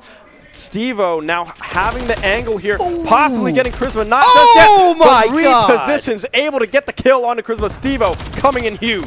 Yeah, Steve-O absolutely slammed him off of that heady, but then Relic is getting that nice trade, trying to clear this tick, but we're trying to just get some space, as we do see Lurgan getting that pick. Steve-O, though, on the flank, able to read that, gets a second one just for fun onto Charisma, as Relic picks up that third onto Bolt, and now we have a lot of control, as we're going to potentially see some spawn kills. Yeah, I mean, Shenandoah really out of the gate. Mossman getting behind Mark in that instance.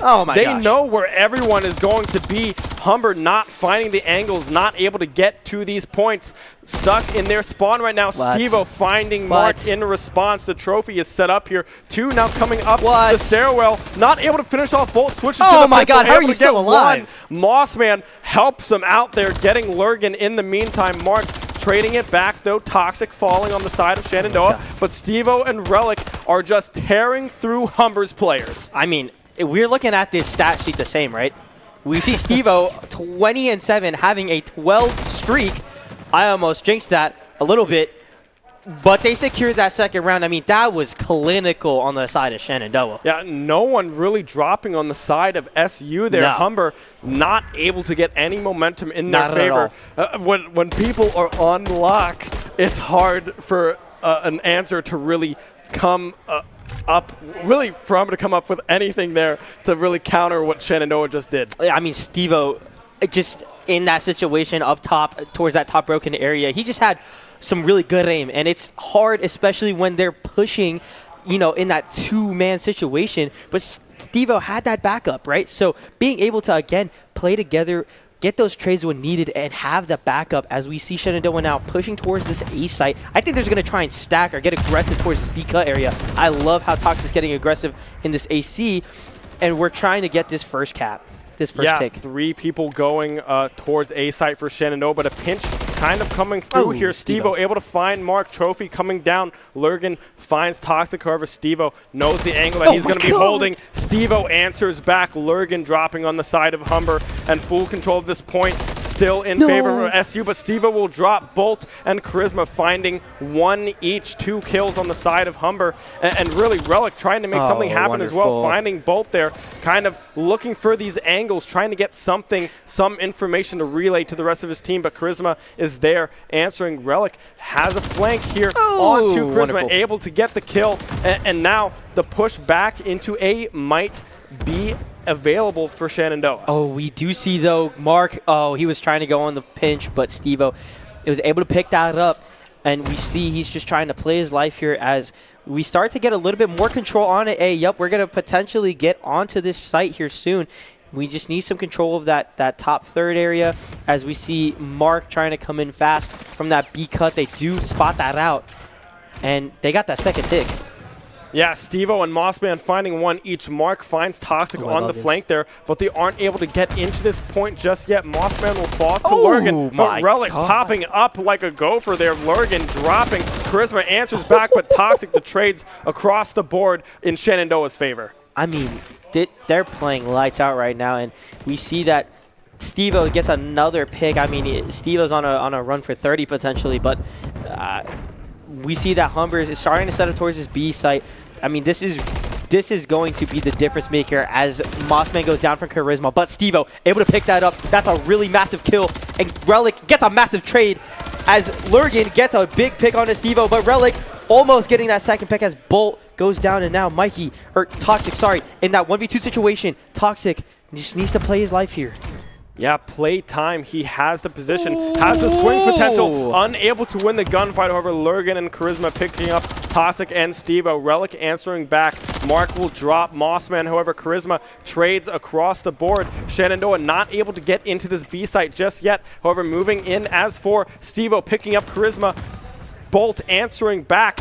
Toxic will drop. Relic will answer back for Shenandoah. Bolt will drop in exchange. Trades happening back and forth, but Lurgan just sitting there on that B site. Relic and Mossman finding two. This could be huge if they can find Bolt here. Huge! Relic is able to do so. Mark picking up Steve-O, however, but really, there's nothing they can do to really get onto this Mark in a good position. Toxic and Mossman are able to get kills and get access into this B site. Yeah, this is 15 seconds left. Thankfully, they stopped. Steve-O, though, is able to get that environmental kill as Toxic just wants to stay alive. Goes down, though. Moss is on top of a shelf that we do like to see a little bit of. And we see Relic just going big, get that first kill. And Steve-O get a nice wallbang 2v2 scenario, actually 2v3, as Toxic is on the flank helping out. And now we're just trying to stack that time, though. Does go down. And there it is, that third round for Shenandoah University. I mean, Toxic there just running circles around Humber, getting picks here and there. Steve-O and Mossman holding that point. 3-1 lead now for SU. I guess that's map 3 concluded, a 3-0 here for Shenandoah. Yeah, that series was nothing more than a clinical session. I mean, I think after Shenandoah, unfortunately lost that first series again to a really great team, UNCC. They really wanted to buckle down and, get the gears going, get the gears turning. And just like we saw, I mean, they played outstanding, lights out on that search, on that hard point, and to finish it off with the cherry on top, that control. Yeah, I mean, the control and the search and destroy were really some of their best outings that I've seen from the squad here. Really just online, on lock. Just the communication and the rotations, knowing where Humber is going to be, just huge. The communication, the calls, everything seemed to be falling in place for Shenandoah here for this control map. Yeah, again, can we talk about Steve-O for a second? I know we talk about Steve-O a lot. Let's talk about him one more time, as he got 16 straight. Yeah. And carried that into another round. He did go down at one point, but again, 16 is really tough to do. Yep. And he just did it with ease. I mean, that's not to take away from anyone's play as well, as we had a lot of moments from Toxic, Mossman. This play right here is massive. We had Toxic being able to help out, coming off spawn, helping, getting those kills, and being able to help, assist on the over. Oh, this was nuts. Oh my gosh. Yeah, Steve-O just unloading on Humber here. The flanks, the flick back to the stairs there. I mean, Steve-O was what, 16-7 in this on that replay here, 18-7 now. Both Toxic and Steve-O were really on lock for that control map. Yeah, I mean, really, I don't know who to give props to more. I think everyone deserves their respective praise. I mean, everyone played lights out. Everyone had, the game-winning plays, those moments where, we get to reset, we get to have that breather, but also get aggressive, push up, try and get those respawn kills. And we saw that, going into that second round in this control. I mean, this was the one that I was getting a little bit concerned of, because again, Karachi control isn't necessarily our our favorite one to play. But like I said, we're starting to improve, you know, more and more each time we play. And again, Stevo just getting the least amount of deaths, the most amount of kills, does pop off. But then we look at Relic, we look at Mossman, we look at Toxic, everybody putting their parts in, and we unfortunately don't get to see the captures, and those are actually the most important ones. Being able to play the objective is something huge, so I'm pretty sure majority of these players, I mean, I think all of them actually touched time at least once. Oh, yeah.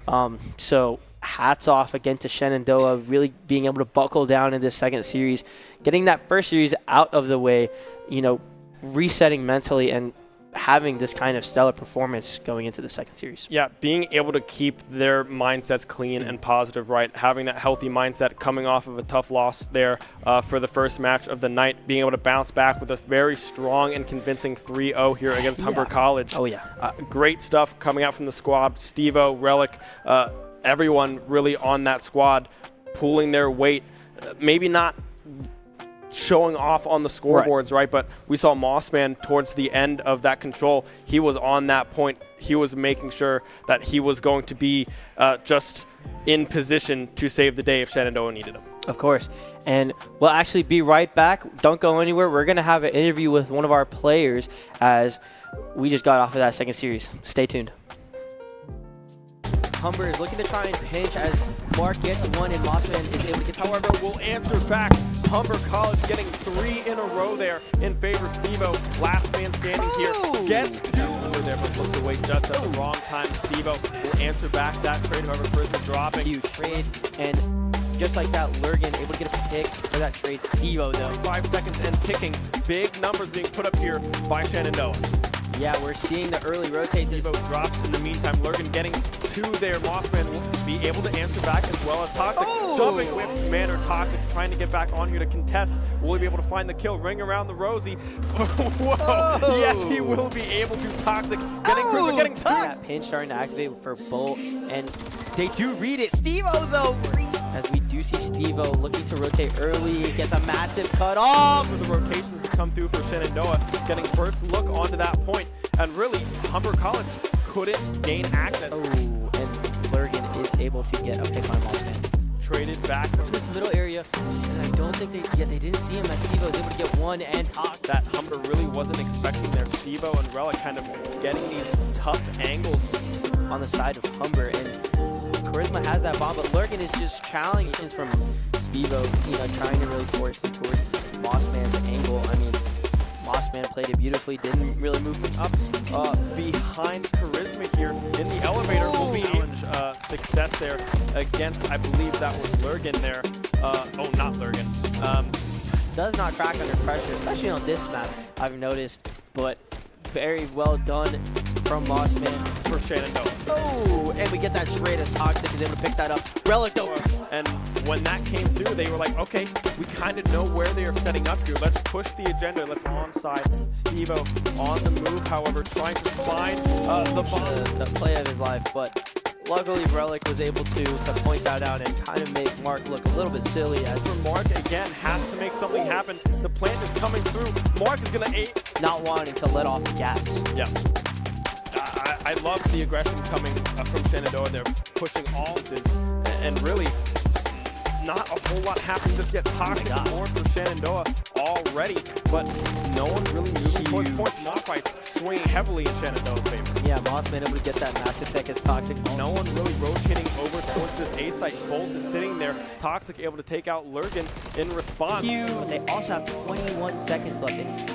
Especially in a game mode like Control, you don't want to give them those ticks, but you do want to try and group up and hit stuff together as Stevo is able to get a massive going down by the hands of Relic there, but rotations coming through. Toxic trying to have somebody play, you know, as we're getting off of that respawn. Let's go towards A. Mossman playing this nice little off angle, and he has a trophy set up, so if anyone's trying to stun or engage. In response, Prisma getting Mossman there on the trade, but huge play. Stevo now having the angle here, possibly getting Prisma not just yet. Oh my! See Lurgan getting that pick. Stevo though on the flank, able to read that. Gets a set. Yeah, I mean Shenandoah really out of the gate. Mossman getting the now coming up the stairwell, not able to finish off both switches. Oh my God! How are you getting back though? Toxic falling on the side of Shenandoah, but Stevo and Relic are just tearing through Humber's players. I mean, if we're looking at his stats, be the same, right? When people are on lock, it's hard for an answer to really come going towards A-side for Shenandoah, but a pinch kind of coming through here. Stevo finds pocket cover. Stevo knows the angle that he's going to be holding. Stevo and spot that out. And they got that second hit. Yeah, Stevo and Bergen just sitting there on that B-side. Relic and Mossman finding Q. This could be huge if they can find both here. Relic is able to... We are back, joined with Stevo himself. Stevo, coming off of that first series, what changed going into that second series? I mean, to be honest, I just couldn't get a trade. I felt like I was shooting circles the whole first series, and I was upset that I took so long to heat up. But, I mean, just going into that second series, we just went in with a clean reset. We all kind of stepped away. If we wanted to get in a bot lobby, we did. Or I turned on music, and I just sat there on my phone to, like, kind of reset. And I think that was really good, you know, going into a map that we even scrimmed one time. Right. Like, it was a very fresh map. We went in to get the comms down, like, right before the match started. Right. And just playing it the way we did felt really good, and I think it just steamrolled. We just steamrolled them because of the momentum. Yeah, I think aggression-wise, that was great. I mean, being able to play towards their spawn a lot of time. I saw you were going for a lot of timing, a lot of cut routes, and you got perfect timings on them on that Rio. Let's talk about actually High Rise, because High Rise we haven't seen at all this season. So talk me through a little bit of how that went. High Rise actually in the beginning of this COD was our #1 S&D map. At our LAN. We did beat Army pretty strongly, like really good, 6-3.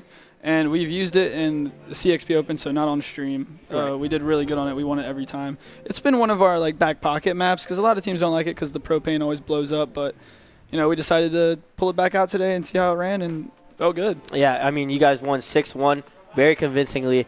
Now talk me through this Karachi Control. I told the audience that Karachi Control isn't necessarily our favorite map, but we're getting better each time we play on it. So talk to me how the team felt going into that Karachi.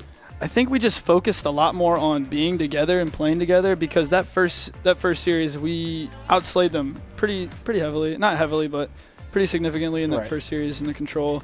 And really, if we just coordinated better, we would have won that. Probably would have won that series. But I mean, we came into the series just playing together. We regrouped. We talked it out. And, you know, you remember when we played it this past weekend, we got steamrolled and we learned from it and we carried it into today. And I think the one last thing I want to talk about, Steve, you had 16, and that also carried into the other round. You just kept going. What was going through your head when you were – I got 5, I got my 6, wait, I got 10. Well, what happened?